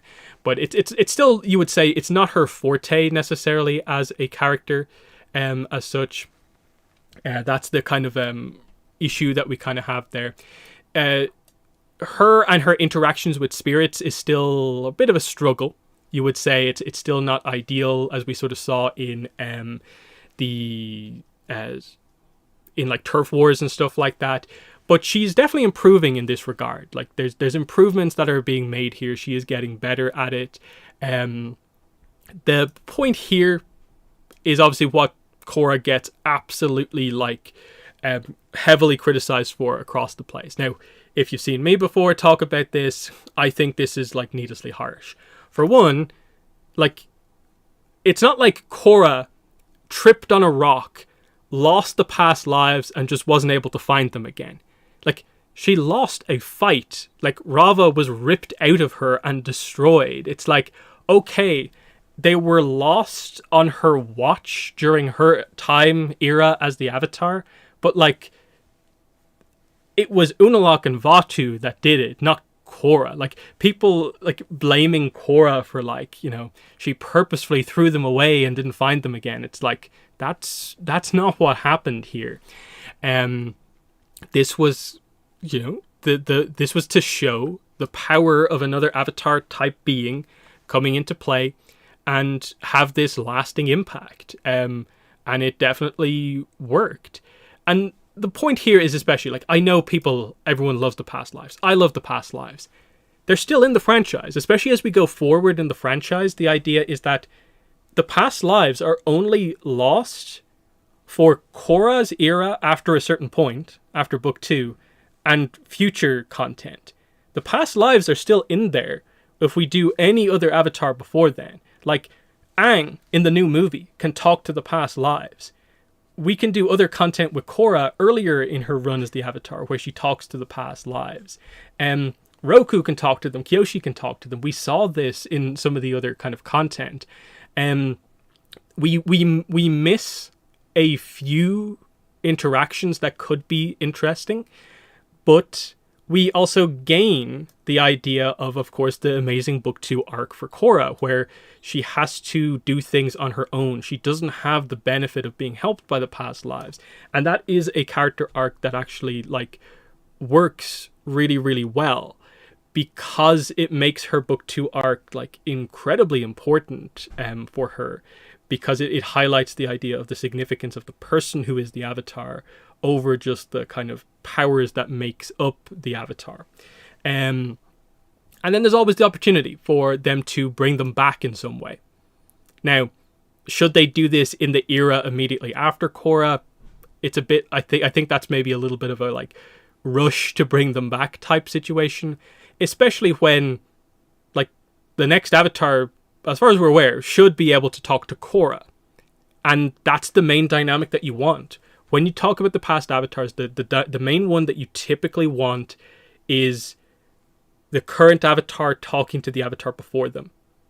And so that's actually pretty good, because at least Korra, as an Avatar who is like an Avatar in an era of transition, is going to be able to help the next Avatar in what we assume is also going to be like a somewhat evolving era. And that's going to be kind of interesting. So that's always been my point, is that, like, people think that this is like this crazy thing that's lost forever. But instead, what it does, it just creates a situation where Korra is the only Avatar who actually has to deal with there being no past lives, which by itself is actually like a bit of an interesting situation. The next Avatar just won't get the benefit of the ones before Korra. And even then, you know, there's always the opportunity of, like, Korra can talk about them, that sort of thing. And because we're back to a shortened kind of cycle of Avatars, like, can the next Avatar talk to Rava as well? And that's another interesting dynamic, and that's part of it as well.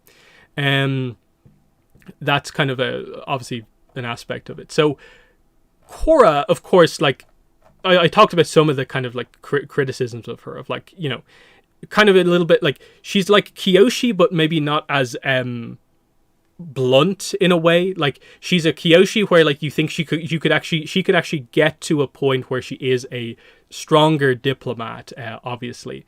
The spirit interactions is going to be interesting, but she benefits from having, like, Jinora and, like, Bumi and other characters who are really spiritual kind of alongside her. So, you know, the people around her can help also.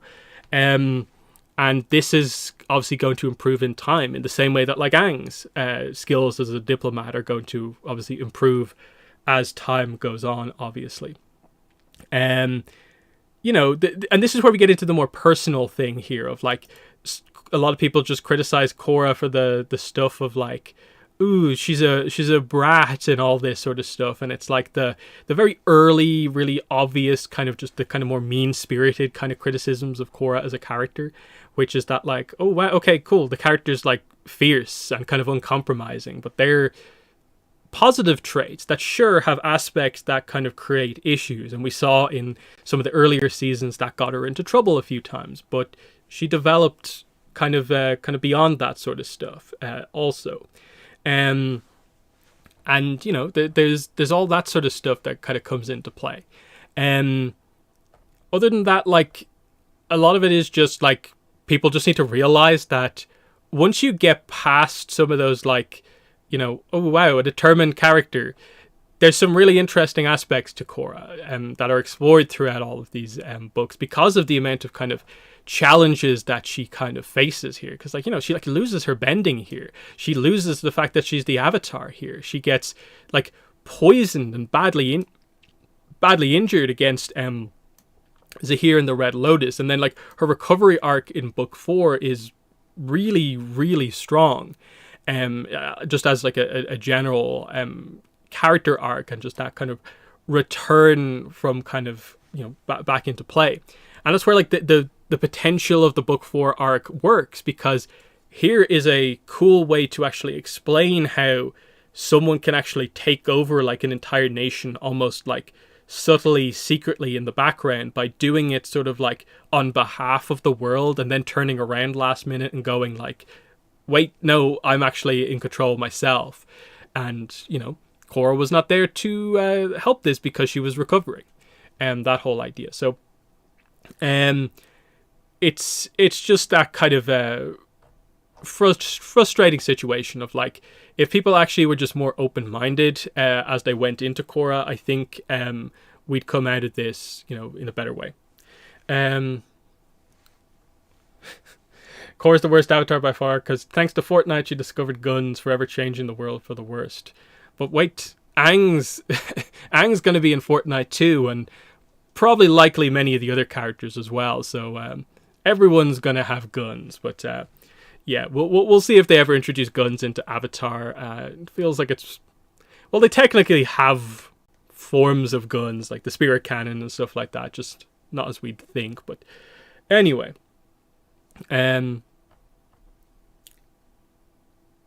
yeah, that's actually a good point. They expect characters to be fully realized at the start of their arcs. It's crazy. And that is the point here, is that, like, and I think I've said this a lot over the years, especially when it comes to Korra, it's the idea of, do we want interesting, flawed characters who can have character arcs where they grow from the start to the end? Or do we just want the character perfect and just a straight line? Because I get very confused about what exactly people want, because there are, in some cases, it does feel that, like, the second you introduce a character as having a flaw, it's no, I don't want that. Even though it's, like, blatantly clear that the character is going to explore that flaw and actually do something with it. And that's what was so weird about some of the criticisms that I saw, like, about, say, like, The Promise and stuff like that. It's like, why does The Promise have, like, Aang agree to, like, kill Zuko when he didn't kill Ozai? And it's like, well, for one, they're two different situations. And who's to say you can't explore this general topic that, like, hey, Aang is always going to have an issue with killing people. But what if, like, his friend literally asks him to, take me out if I potentially am on the verge of becoming, something that, like, started another war type situation? That, like, if the person literally asks me to do it to them, does that change the situation? And, there's so much extra nuance in that comic to justify why the topic kind of comes up again. Because it's like, it's not that just because Aang didn't kill Ozai, like, oh, we're past that now. It's still always going to be a thing. And stuff like that. Like, it does kind of come up like that. Just the idea that these arcs can happen again. It's the same with Zuko. That I know people love Zuko's arc in Avatar, and they think he comes out of it at the end as this, like, perfect character. But, like, the idea that people tend to have an issue with, like, Zuko struggling with adapting to being the Fire Lord in a evolving war, having to be the leader of a nation that is kind of vilified across the world for causing a war, and they're now on this new path. That's a very challenging position that he's prepared for in some ways, but not prepared for in others. That's a really kind of interesting situation there.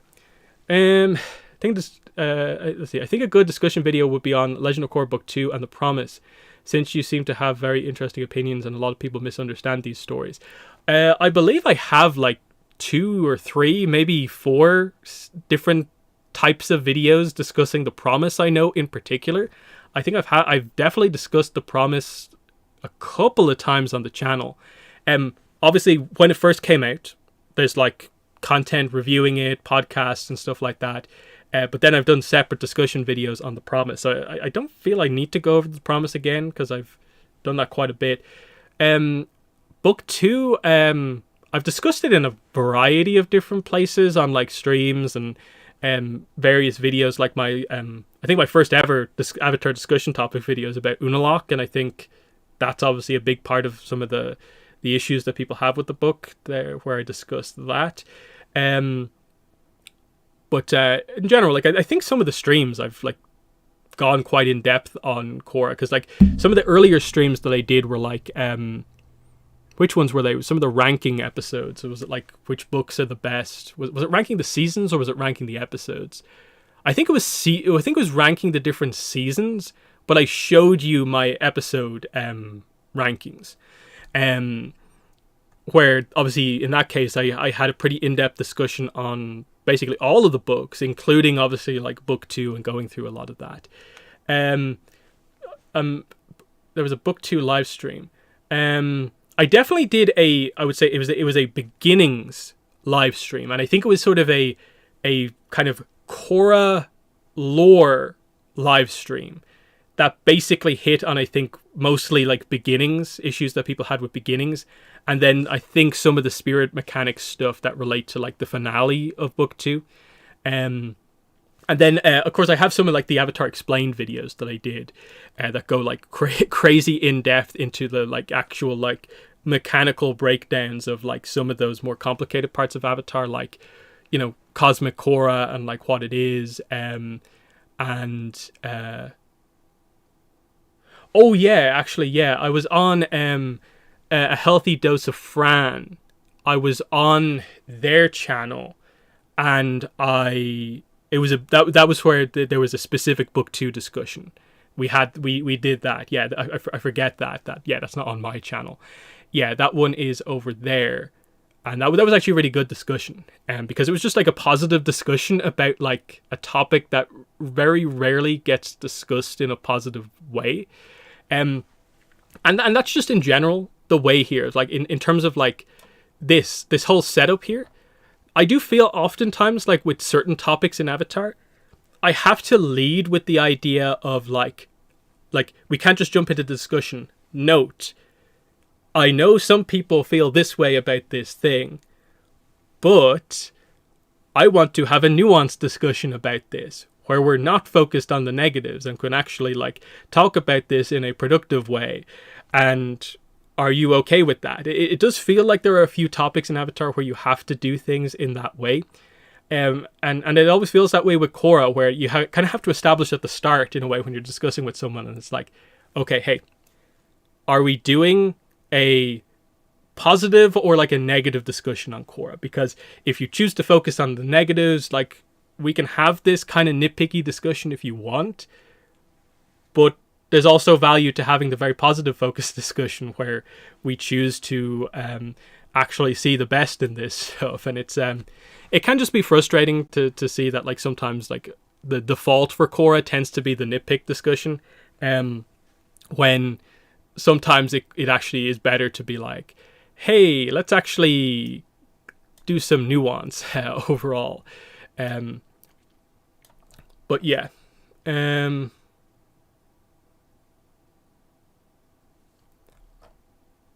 But that's just the point here, and like I think this discussion is something that's going to be quite helpful in terms of like if we are going into like a series that has a new Avatar. I think everyone has a little bit of a worry that what if we kind of get a bit of that Korra 2.0 negativity, that like here's the kind of third new thing for Avatar. Korra had to, you know, go through some lows in terms of how the fandom perceived it before it was like properly better accepted. I hope we can get to a situation where people are more open to some of the new content coming out, because again, there can be some unnecessary negativity in the fandom about some of this stuff in terms of like new content and people feeling that like Avatar's not the same back from like 2005 to 2008. It hasn't been the same since then, or you know, people have different kind of categories in terms of like, and this is where Avatar fell off and all this sort of stuff. When it's like, no, it's been pretty consistent, I think, for the most part of the way through. So yeah, there's that.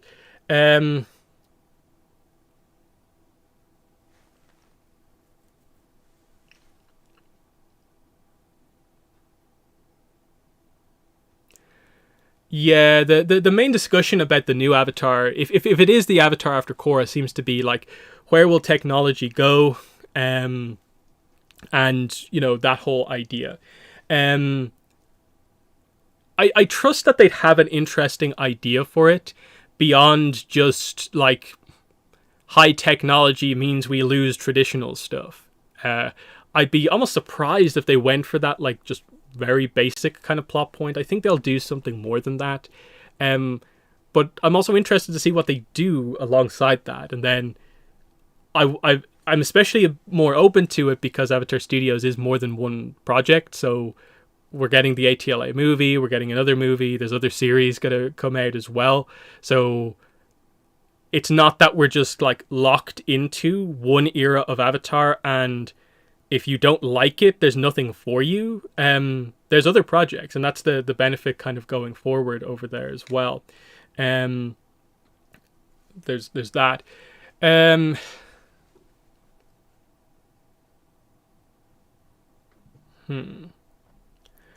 Let's see. It'll be a little bit different this time since Mike and Brian are going to be more hands off in the projects, and it's an interesting one because there's so much we don't really know about the Mike and Brian and in general the Avatar Studios breakdown, and that, like, yes, their position within Avatar Studios is different than when they ran Avatar and Korra. They're going to be involved, and in a way, like, they're still going to be quite heavily involved in every project. It's just, it doesn't necessarily feel that like they're going to be the writer on like nearly everything or that sort of stuff. But this is where they need to trust the variety of people that they have to do these different projects and all that sort of stuff. And that might be a good position for them. Like, I'd like to hope that at some point they write some of the stuff themselves, just because like they are both good writers, obviously.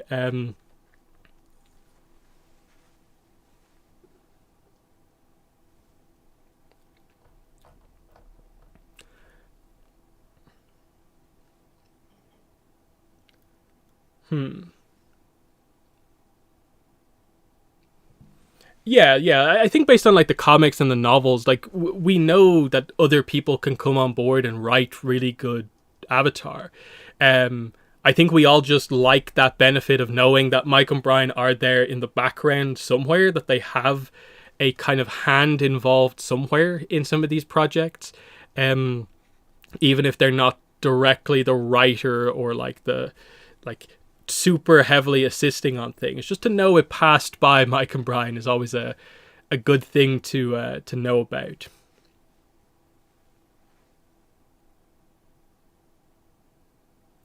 Let's see. I love the whole PTSD arc for Korra. I just wanted more. Yeah, that's one of those things with Korra in general across the books, is that the arcs are really good, but they definitely could have, some of the stuff could have used just a little bit more of an opportunity to breathe.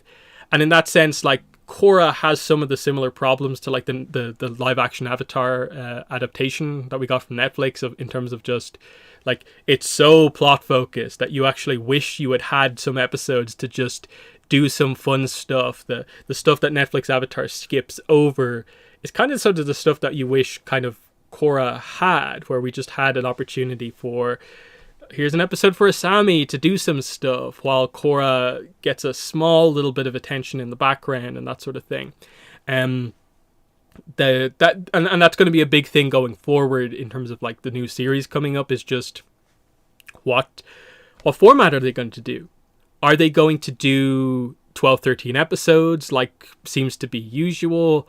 Are they going to have a shorter kind of run order of episodes? Are they going to try and go back to 20 episodes? It's hard to say. And then each different project could have a different episode count. And then there's obviously going to be spin-offs and all this sort of stuff. It's very interesting to kind of see how that stuff like all will roll out. I think they'll benefit inherently just from knowing what they have and don't have. That's one of those things with Korra, is that they obviously had the situation where it was originally only one book. Then they got confirmed for the second book. And then eventually they got confirmed for the next two as well. And it just created a bit of a situation where like it's actually impressive how well they actually managed to tie everything in together. But it could have been more flowing if they had known at the start what's happening and exactly what they had. Whereas it seems like Avatar Studios, they're going to know immediately. When they start a series, they'll go in with the idea of, this is a 2-series show, a 2-season show. This one's a 4-season show, and we know it from the start, and that's not going to change. we'll see what actually ends up panning out, but that's the implication of the start, obviously. Um,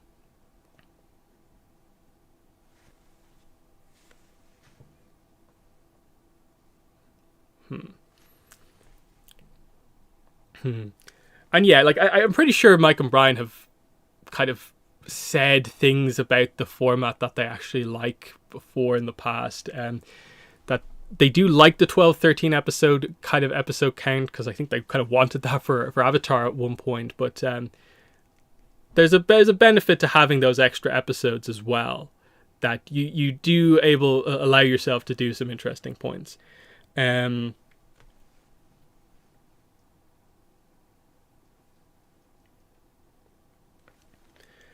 But yeah, otherwise, I suppose coming towards the end of the stream here, we're obviously waiting for just like a lot of stuff to happen, where we're waiting for some sort of Avatar Studios news pretty much any day, any week, any month now.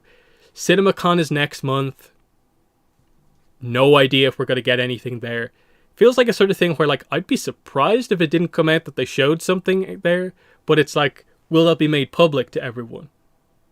No idea. No idea what's going to happen there. Will they just make an announcement out of the blue in terms of like just drop an article and there's like updated release date information, or are we going to wait for San Diego Comic-Con? Because that's going to be coming up sooner rather than later, and that's going to be a big one in terms of, will they have an Avatar Studios panel? Will it be SDCC or NYCC? That's part of the problem. But they have to say something soon, because like suddenly a lot of Avatar stuff is going to happen in terms of the new mobile game coming out. We're getting information on that in just a couple of days, where I hope it's them finally revealing the details on the story with that. But we'll see what happens there.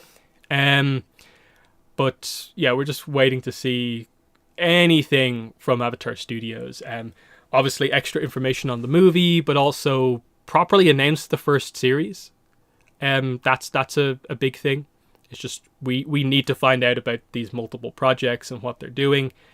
But then there's also just the other comic situations where, like, we just obviously got the preview pages for the June and Iroh comic a few days ago. I found them. But the comic after that, the sixth one-shot comic, who's that going to be about? That has to be announced sooner rather than later, because of course, some of the delays that have happened with the Mako comic, Mystery of Pencon Island. That hasn't actually been solicited yet. There's no release date officially for that. That's going to have to happen soon. And then there's 2 more books coming from that creative team. Are they going to get announced, or are they also, we have to assume they're also delayed? Because if as far as we're aware, it is actually like art kind of production kind of delays on that side of things, which aren't usually the case. So everything in terms of the Korra comics are pushed back. So that's what we're kind of dealing with there. It's really unfortunate that the Mako comic's been so heavily delayed, because it might leave us in a situation where the June Iroh comic is the only Avatar comic that comes out this year, which is kind of crazy for the year before everything's about to kick off.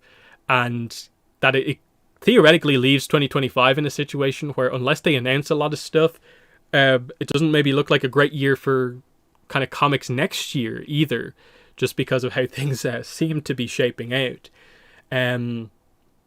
So that's an unfortunate situation there.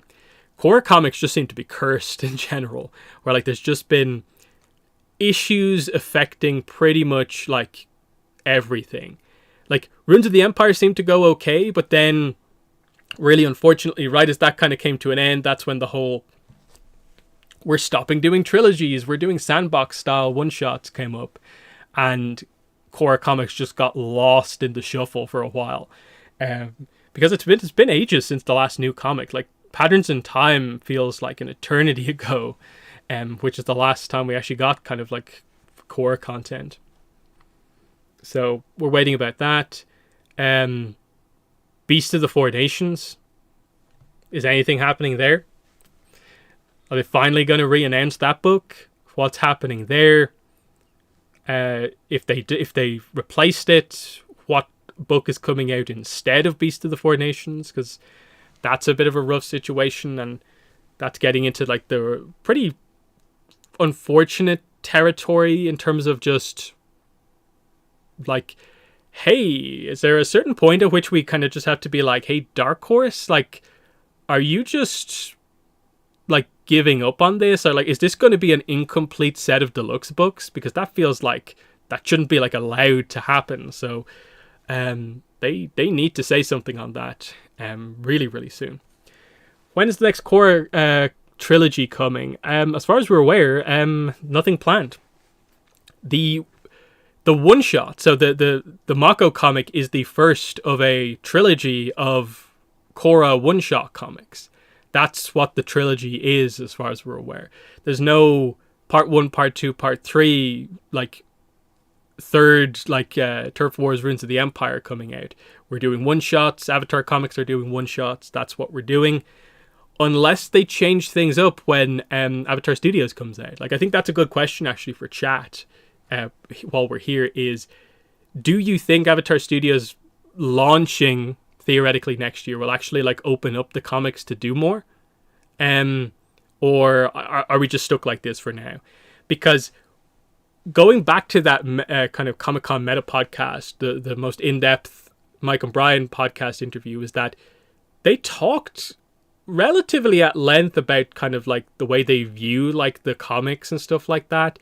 And it felt like they said something along the lines of like we have a more coherent strategy for the comics. And like, if you look at the last few years of comics, it doesn't come across that way, like, at all. So something has happened here, and I'd like to know if they actually have a bit of a plan in terms of stuff like, is there going to be a sort of like a tie-in comic to like the movie, where like here finally is a Dark Horse comic and it's featuring the adult Team Avatar as a way to kind of lead into things, because, you know, people are immediately going to be asking for like, hey, this movie was great, but I want more content with the gang as adults. When are they finally going to open up the door on that sort of stuff? Especially when it comes to like, you know, other eras. Like, in a way, like, Are Dark Horse, if they asked and maybe wanted to, can they even do a Kyoshi comic if they wanted to? Those type of questions, like where things people I think would really want. It just feels really weird, like where Dark Horse is kind of locked in on that. And a lot of this depends on like just how many projects there are as well. Because as far as we're aware, the reason they stopped doing comic trilogies is because they don't want like production on the comics to get in the way of stuff that they're theoretically planning to do in animated project. But when we finally get the announcement of animated projects, and if they really don't get in the way of where the comics were, there's going to be a big question asked about like, wait, you stopped like potentially 5 years worth of comics because you might have done something along these lines. Like, it's not looking good currently right now in terms of the like 2019 to present day sort of like comic era, and the decisions that were kind of made in relation to that. It doesn't really look super fantastic in terms of how that happens.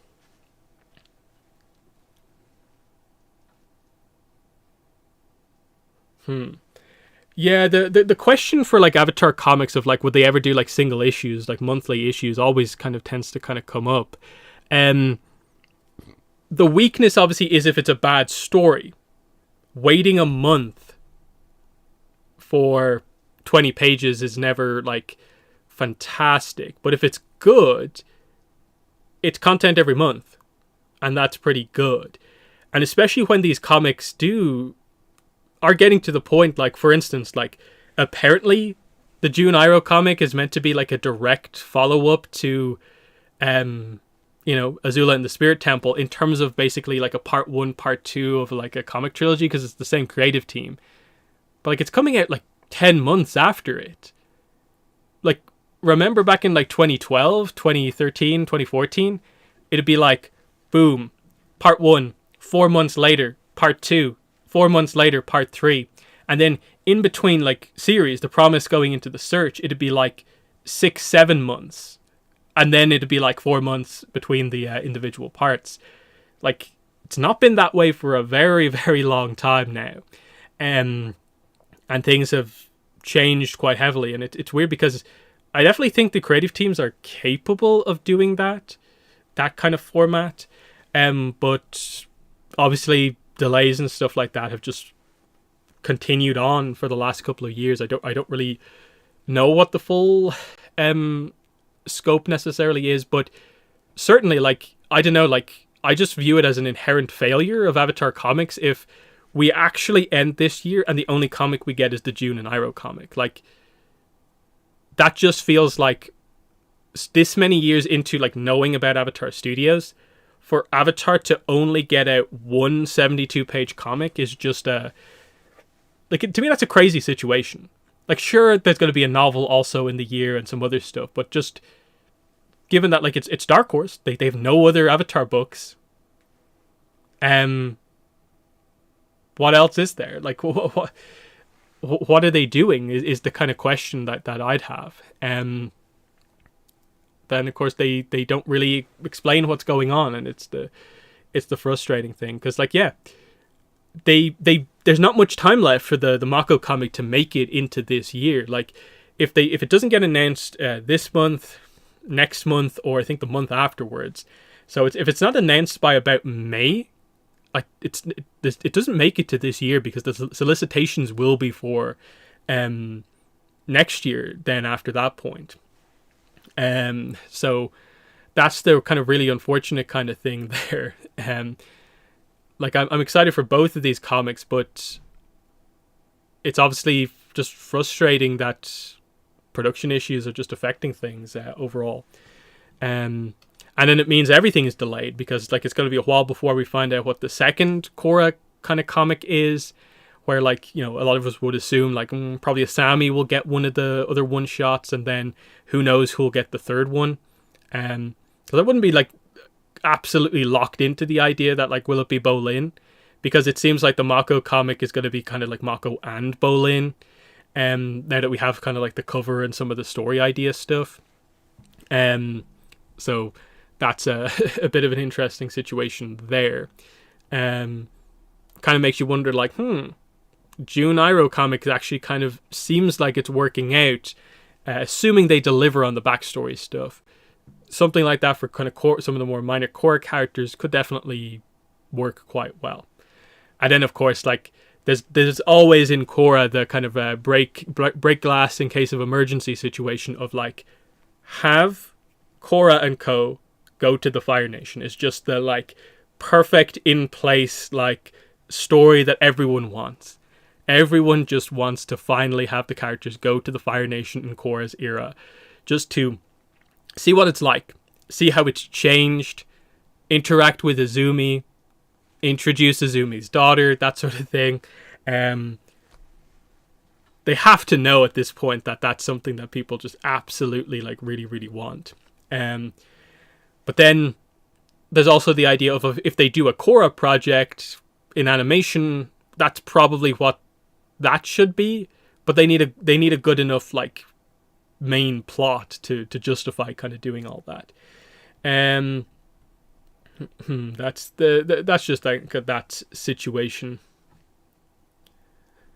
Because, yeah, like, they are going to have to eventually get to a situation where they're like, even though we have a lot of projects, we still have to kind of let publishing do its thing. That we can't be so precious about, like, ooh, we need that story for this, when it's like, you realistically can only work on so many projects at the same time and have it come out in a reasonable time frame. Like, you have to let the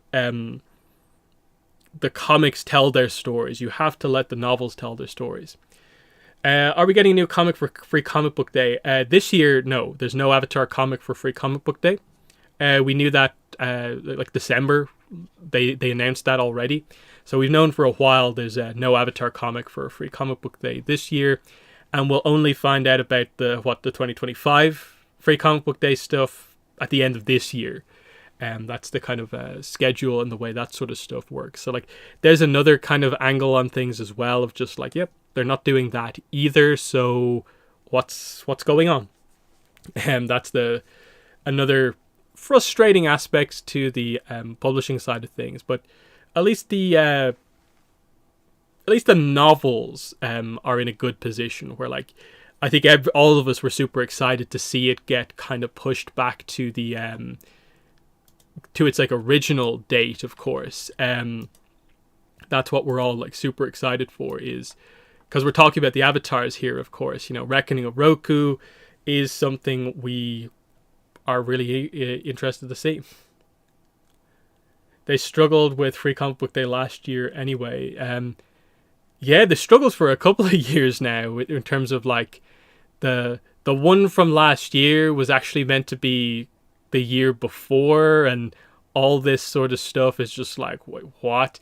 And yeah, the last year's Free Comic Book Day story was probably like the most forgettable Avatar comic story like imaginable, to where like I really do think a lot of people just don't know that there was a comic last year because there was just so little hype around it at all. Like there was just, I honestly, outside of the video that I did covering the story, I don't remember seeing anyone else ever talk about the story in that book ever.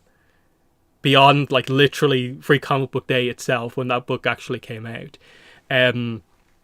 That's how kind of like unnotable that story was. But yeah, we're waiting for the cover for this book, of course, and then we'll get into the interesting details of this. The title of that book is oh god, what is it actually called?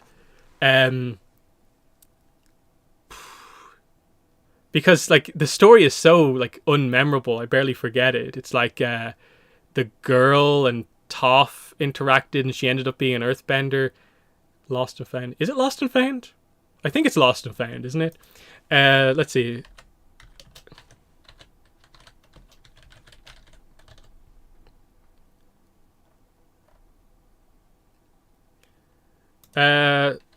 Honestly, it's probably easy to just look it up on my channel. Let's see.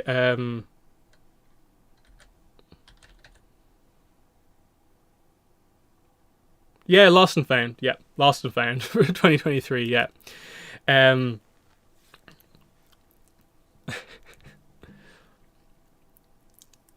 Let's see. So yeah, the one with Lumi in it. Yeah. Cover should be soon. Yeah, because yeah, Randy Rabai said it on his Instagram, and then just in general, we would be expecting it as well. Obviously, the new thing with this is going to be a new cover artist. It's going to look different than the. I think I have the Kuruk image here, don't I? So it's going to look different than this style. The style for like the novel covers and stuff like that. Interesting to see what they do with it. Will it still be this more kind of like traditional style, or will it be more like show accurate style? Like it would kind of almost be weird if they had more of almost like it looks almost like a comic cover, or will they just like maybe attempt to have it be very like show art accurate, kind of like Alexandria Monique's art. Will be interesting to see how they do it. I'm assuming they probably want to keep a bit of a style difference where like the novels kind of look kind of clearly different, like they're telling like the legends of like the past avatars. So we'll see what happens there. Because like I'm also assuming they're going to have like a different audiobook narrator, because Nancy Wu, I don't think I knew this until I listened to the podcast, but like she specifically has just done all of FCE's books. So it's not necessarily the case that she's locked in as the narrator for all of the Avatar books. I'm assuming they probably will want a male narrator, because it's going to be like Roku throughout the book. The main character, both main characters are going to be male characters, so that's going to be quite interesting, and that's all going to be pretty soon. Let's see, can we get the final Avatar tier list, please? So, okay, so Do we actually want to try and rank the avatars here based on how good they are as an avatar? To actually come up with the worst avatar? I don't even know what to do. Like this is the problem with these type of discussions. Is just like I actually don't know what way I would actually attempt to do that, because it's like because you're trying to compare, for instance, like say an avatar like Korra, who's done everything and doesn't have like that many flaws, and then how do we compare Korra to Avatar Gun, where we know like two things about them?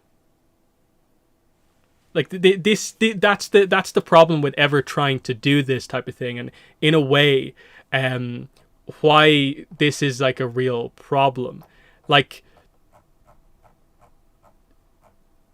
yeah, because I don't really know like how to do it. Like, because if you were doing like a tier list, it'd just be like, yeah, I guess all the avatars are pretty much like S rank, and then maybe one or two you'd put like slightly below just because like of like bigger issues in their life. But yeah.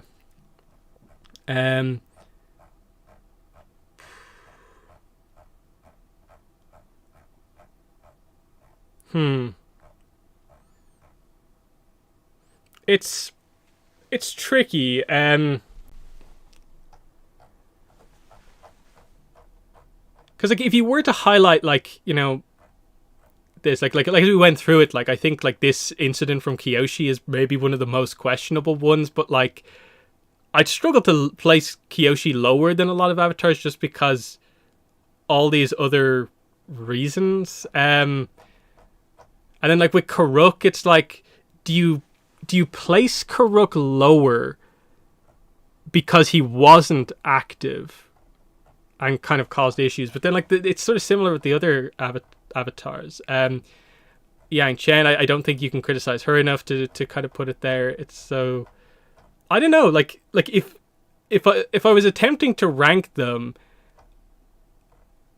I think it probably would just be like a situation where like it's like 7-8 of them in like S rank and maybe 1 or 2 of them in like A rank, and it just being a case of like everyone needs a little bit more time and attention.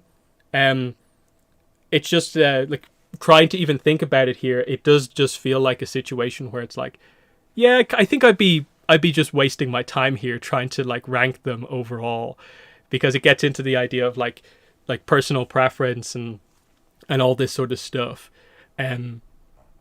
Because like obviously Aang's my favorite character, but like, am I gonna say he's the best avatar of all time sort of thing? I'm not necessarily sure. But yeah, it is an interesting point in the chat there that like it seems like the next Braving the Elements podcast is going to be Lauren Montgomery, who's the director for the first Avatar Studios movie. She's going to be on. So those who have the premium subscription have already listened to the podcast early, and she comments minorly on Avatar Studios, just in terms of like, it's going okay. I haven't listened to it myself, but like it seems like it's sort of it's going okay, can't really talk about it, but it's like, hey, at the very least someone has acknowledged that I am working on the movie, the new thing. I'm actually referring to the specific project that we're working on, and it is going well. And it's a somewhat recent comment, I guess. Even if it is from sort of like late last year, that's still technically like the most recent update on the movie. But that's the kind of situation that we have there. It's frustrating. It'll be obviously interesting to see what exactly is being said. Yeah, the Aang movie. So even they have a little bit of a problem with referring to like projects and stuff like that, of just like, oh yeah, I guess like there's no name on it, what do they call it? Because if they just say ATLA movie, like it doesn't necessarily say exactly what it is, and that sort of thing. It's an interesting thing. But yeah, like that's good just to have a somewhat recent update on that. But obviously, without actually knowing what the situation is, it's a bit frustrating. Because, like, even on Braving the Elements, like, it is notable that, like, when Janet Varney and Dante Bosco talk about it, it's not like they introduce the idea of, like, and here are Mike and Brian, who are currently working on the first Avatar Studios movie about Aang and friends as adults. It's coming out October 10th, 2025.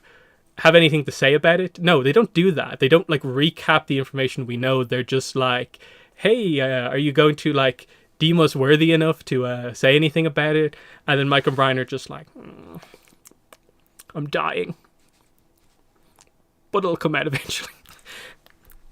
Like, it is really funny to go back to that interview and just be like, whoa, Brian especially didn't seem like he was in great form on that one there. But they do get quite negative at times when they talk about the production. I get it. In that case, it was like a week or two after the layoffs or something like that happened. That probably didn't help things. But it's like, when are you going to talk about this? Even just the stuff that's, like, already out there is kind of like the problem. Is that, like, I did the video, like, earlier on in the week, going over, like, the kind of known information about Avatar Studios, just because, like, the information is all over the place. People have completely mixed up, like, the rumors with what's actually confirmed. But it's so weird when you get sort of modern updates, but then it doesn't refer to the information and stuff like that. And that's why, like, it's so frustrating to see, of course, like,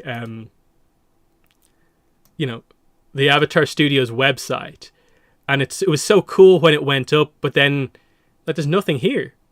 There's no information anywhere about, like anything, basically. And, like, I don't believe it's been updated, like, once since it actually kind of dropped and stuff like that. Obviously in the code it has the release date for the movie, but, like, you don't know that actually, like, means anything, and it's obviously not public on the website. But it's crazy that they put this out after being so secretive, and there's just nothing about, like, what Avatar Studios actually is. That's always been my big problem with this, is that I understand that there's no news about the projects, but the fact that there's not even any, like, and this is what Avatar Studios is, like, there will be more Avatar content. It doesn't even say that. That's a major problem. So stuff like that definitely needs to be, like, improved overall. And obviously, I'm assuming when they finally get to announcing this and they give a title for the movie, they put out a visual, we'll see the website get updated. But when's that going to be? And that's obviously the situation that we have there. And then I suppose we'll just kind of wrap it up with... I suppose we should maybe just talk about those preview pages for the new comic that came out. So just let me find these again. Yeah,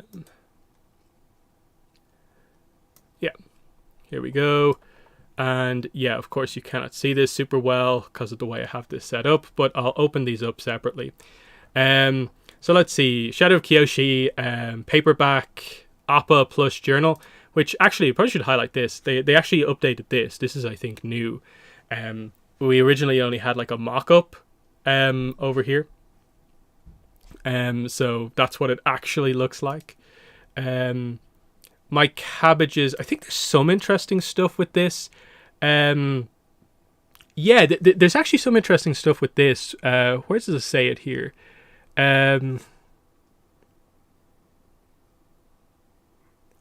Yeah. I don't know if you can quite see this, but it says here, unique storybook starring beloved characters. So this is My Cabbages. And it says here, in a departure from current Avatar picture books on the market, this storybook will feature all new original content starring a fan favorite protagonist, the Cabbage Merchant, a character who has inspired viral videos, countless memes, and cosplay photos. With its whimsical illustrations and playful humor, My Cabbages is sure to be a must purchase. So there's direct confirmation that this book is actually going to have new stuff with the Cabbage Merchant, which I think was always implied, because how are they going to fill up a 40-page picture book with the Cabbage Merchant when he's only in, like, a handful of scenes? So I guess we'll get some extra stuff there, and this is out in August, and we're waiting for preview pages and stuff like that. But yeah, it's these preview pages here that we're talking about. So for the June and Iroh comic, Bounty Hunter and the Tea Brewer, obviously did a video on them the other day, but it's obviously given us a much better insight into what the book's actually going to be about. If you join these together with the stuff that we found out at New York Comic Con, we have a decent sense of, I think, how the plot starts off. Because, of course, June comes after Iroh, because Iroh's gone out looking for tea, because his tea supply is gone. The implication, I think, from the end here, the final page, is that Iroh was hunted, June was hired by one of Iroh's former soldiers, I think is the implication here, to finally, bring Iroh before him to confront him over this. Now, that's just based off the preview pages. Because we don't see June here, it could just be that when they get to wherever they're going, Iroh happens to encounter one of his former men, but the story would be quite interesting if it was actually the case where, one of his men who he abandoned at the siege actually hired June. So this aspect is obviously, super interesting because, Iroh backstory doesn't get covered that much, and so the idea that we're actually going to delve into this a little bit is interesting. Now, the full extent of this is hard to tell because I think when we think about this situation, we often want to be just hey, Liu Ten, give us all the Liu Ten stuff. How did Liu Ten die specifically? How did Iroh find out? Are we going to get all that stuff in this, or is it specifically just going to be the soldier who escaped reflecting on what happened? But obviously, he's going to be challenging Iroh to be hey, this is my feelings on what happened. What do you have to say about this? And Iroh's going to have to say something. And it's all about just the scope of this comic of is there going to be enough time in this comic to do this while there's also a present day story, and then we also tell a backstory with June and her parents as well.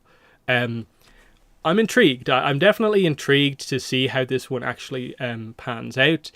But now that we know we're actually getting interesting Iroh backstory, they actually have to deliver on that now. Because if this just ends up being 1-2 pages and there's not really more than this, that'll be a bit of a disappointment. But at least on the June side of things, we're gonna get information on her parents. That's interesting. Because you definitely get the Dao Fei vibe from them all. And I think we've always had that sense with June, is that there's probably some sort of a Dao Fei aspect going on here in terms of she has the kind of snake tattoo. Are they going to explain what that means? Does that connect to anything? And then what exactly is the details of what actually goes on in her backstory is the other point here as well. So I'm intrigued to see what happens here in terms of it seems at some point she goes from talking about her mother and her father to all of a sudden, my father had principles. So did the mother die? And then I think it's probably heavily implied that Nyla is going to probably get explained in all of this as well. Is there enough time to do all of that? But that's the point, is that you want the Iroh backstory, but you also want okay, this is probably going to be one of the only comics June will probably ever have to get expansion. So you kind of have to do a little bit of everything with her backstory, her motivations, explain all the little details about June in this comic. Let's see, question in the chat there. Is the Korra movie still a thing? The Korra movie was never an official thing. The Korra movie was always a rumored insider piece of information that at some point it seems that was one of the things they were theoretically working on in development in the early stages of Avatar Studios. Where Avatar News kind of got to before he stopped putting out news was that I don't think it was on the initial run of schedules of what the movies were actually about, but we also don't know a lot about other stuff as well. The only movie stuff we know about is that there are going to be 3 movies, but one of them is going to be the Aang movie. Obviously, the rumors are maybe suggesting there's a second movie that will be maybe Zuko focused, but we don't know for sure that that's the case. And then the implication was that like the third movie would maybe be a movie to finish the story of the Earth Avatar after Korra. But again, what is the actual plan that will be put into place when they actually do all the story content? Not really sure. That's the kind of interesting point about that whole idea of, I know Korra fans very worried that there's not going to be a Korra project. My assumption will be that there'll be Korra something or other somewhere. That's the real kind of situation in this, because there is a fan base there. I know there's always the point that's going to be made that like Avatar is always kind of going to be the more popular aspect of the franchise, but like it's not that Korra is unpopular. Like there's definitely enough behind Korra to where like I assume they'd be more confident in like some sort of extra Korra content over maybe some new content in new eras theoretically. So Korra will get something at some point down the line, because you have to keep in mind the same stoppages that they've done on like the comics with Avatar, they've also done on Korra as well. So that definitely to me implies they've got plans to tell some sort of another Korra story at some point. So we'll see what happens there. How much detail, props, beauty could the library have in live action? Yeah, it's going to be cool if they do go to the library, because like it's obviously a set piece location. They're going to have to do that really nicely. And then also they kind of have the benefit here of like, because theoretically the Fire Nation have not burned down the Fire Nation wing, you can have it be like completely like undamaged and stuff like that. So it's definitely a key location to get right. It's like that, Ba Sing Se and kind of surrounding areas, underground Ba Sing Se, they have some key areas to get right, like Omashu and the Northern Water Tribe from season 1.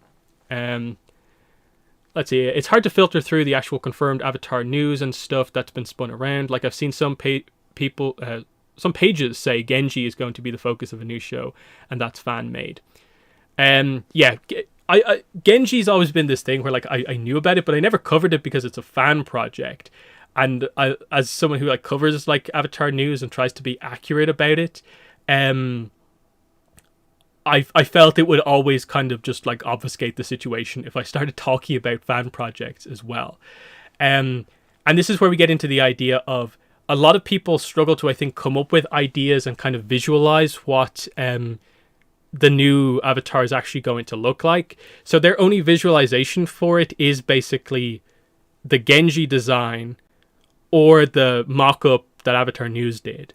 Because like, how many people have seen over the last couple of weeks Avatar News' mock-up of like, who is it, Wei or Wing, with the glowing eyes, as like, this is the new Avatar. Everyone is using that image. And even though like the image says in the corner in tiny writing that it is just a mock-up, most people don't read it or know where it came from. And there's always the assumption that it is correct.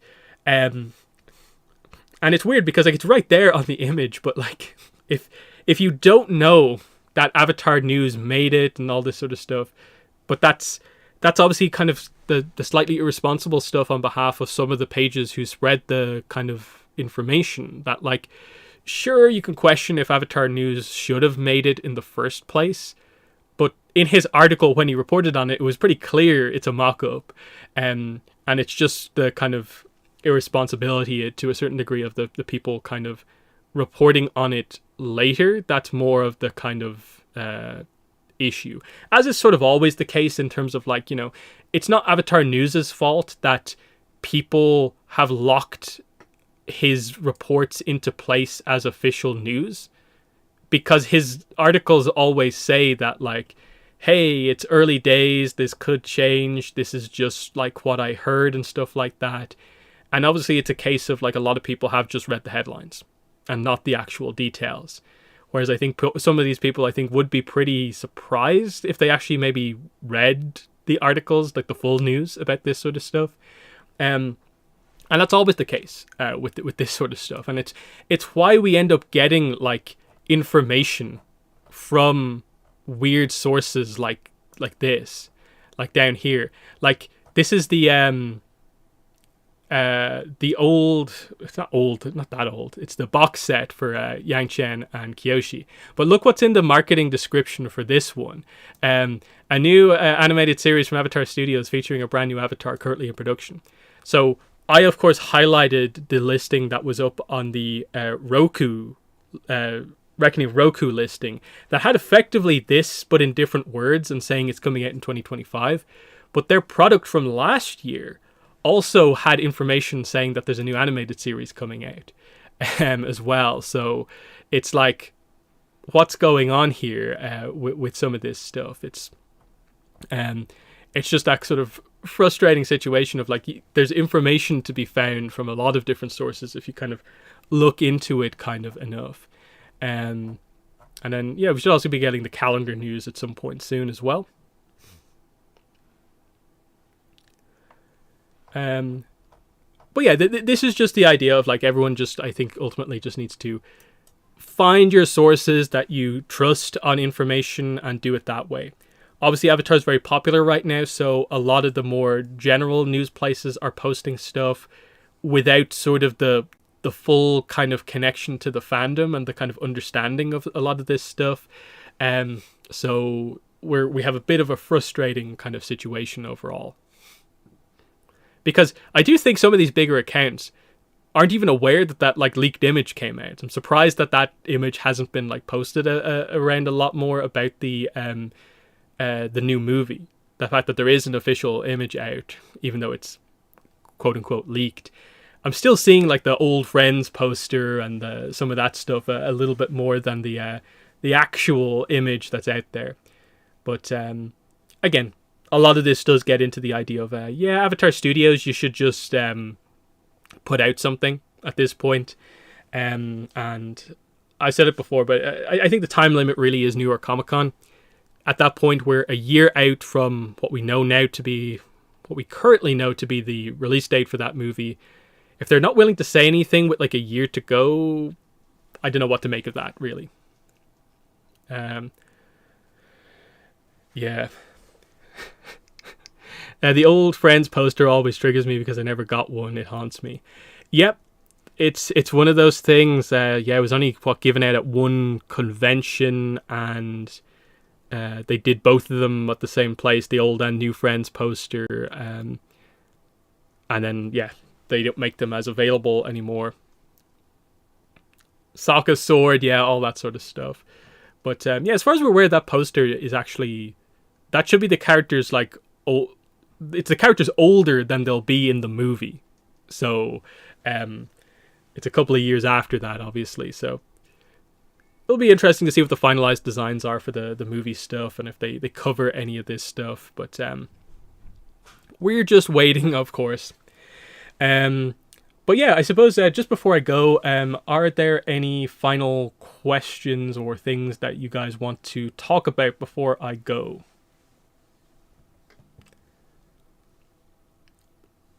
That reminds me of Sokka regained the sword, and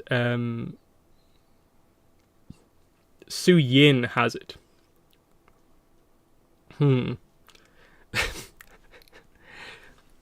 I assume that's leaning into the idea that theoretically Sokka might be Su Yin's father. I assume that's what's going on there. Is Azula actually fired? What do you mean?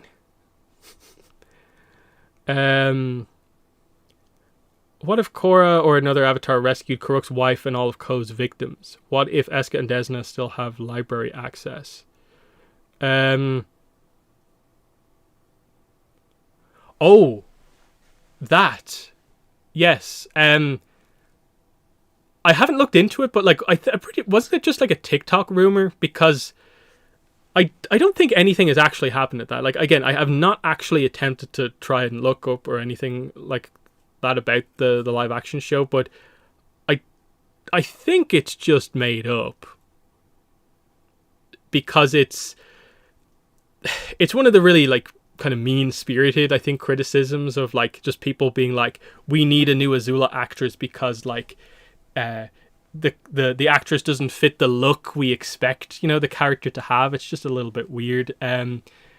We'll see if anything comes of it, but I've not seen anything like I would deem as being like official about anything like that happening. So I assume it's just one of those made up things that kind of comes from social media. What if Korra or another rescued Kuruk's wife? The problem is in this case that, as far as we're aware, if you assume the live action show is true about what Kuruk does, Umi, because her face has been stolen in that way, is technically like dead. Because we haven't got the obvious distinction that like it was just her face that was stolen, like that character from the comics, Rafa. So the other implication would be that like Umi's been like consumed in some sort of a way and she's not around to be saved anymore. So I'm not sure if actual Ko works in the exact same way as live action Ko necessarily. Let's see.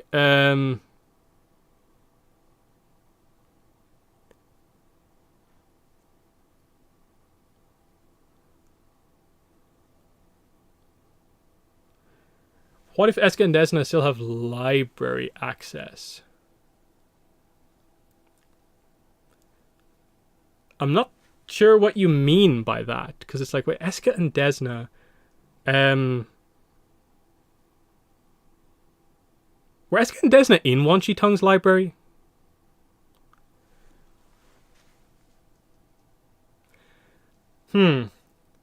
They went into the spirit world, but were they in the library? No, they left at that point, didn't they? Because they just helped out within the spirit world for the most part. Tried to open the portal. Eska took Desna out when he got injured. So they never went to the library. So I don't think that was the case.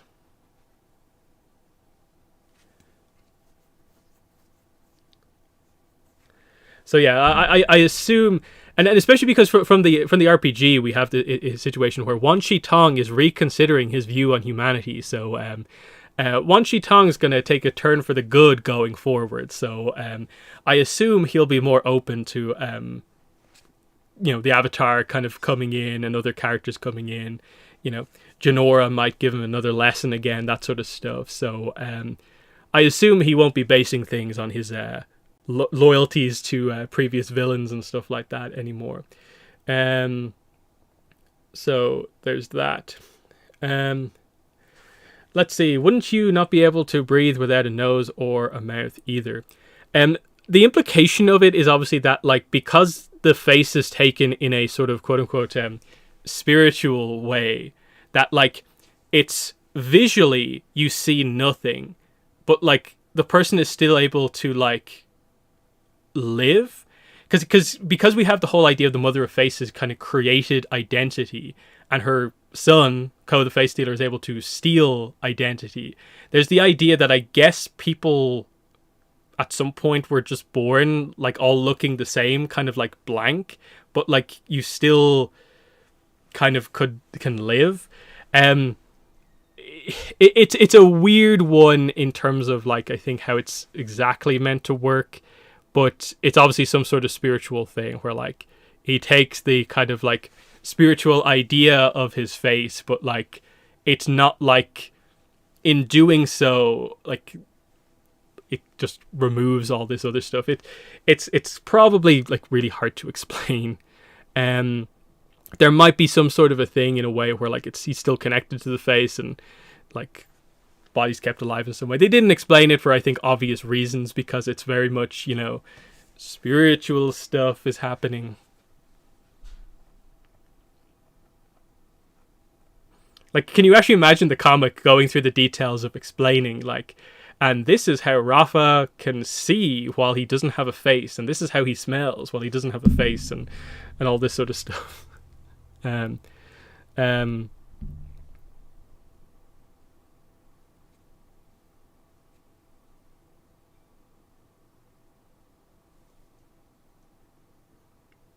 Because like they probably do need to explain more about like what does it mean that like the Mother of Faces like effectively like invented identity, because Vaatu explains that like he basically is old enough to have witnessed kind of humanity like evolve into what they are. So they're still highlighting that like there's that kind of actual like evolution of kind of people into what they kind of actually are. But then there's this kind of like spiritual origin of a lot of things in Avatar as well, in the sense that like the world only works because the moon spirit is part of the physical world and all this sort of stuff. And then they're kind of highlighting that identity only exists, like uniqueness only exists because of this spirit and all this sort of stuff. It's unusual.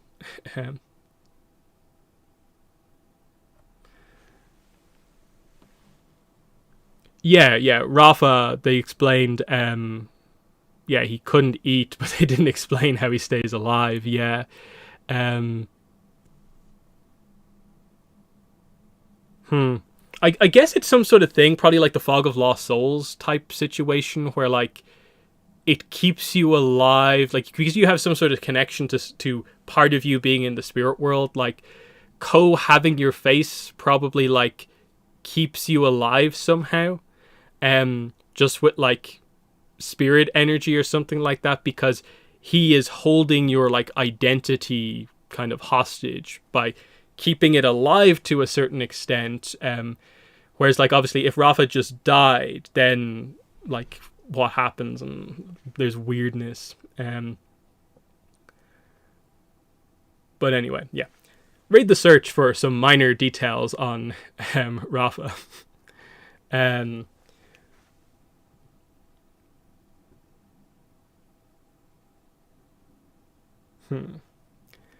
But yeah, I guess I'll wrap up the stream there. I overall think it was pretty successful overall, taking a nuanced look through the avatars and talking about, you know, in a way the basics. Like I think everyone here probably knows already the approach that you probably should have most of the time when talking about Avatar, of just like, hey, look, no Avatar is perfect. It says it right here.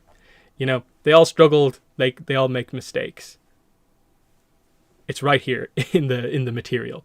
Read the Yang Chen novels. They're also a really good insight into it from a slightly different kind of angle on things. But it's good to have it here just to highlight that, hey, while social media is a bit of a train wreck on some of these topics, like we can actually have these in-depth, important discussions and be like, hey, cool stuff.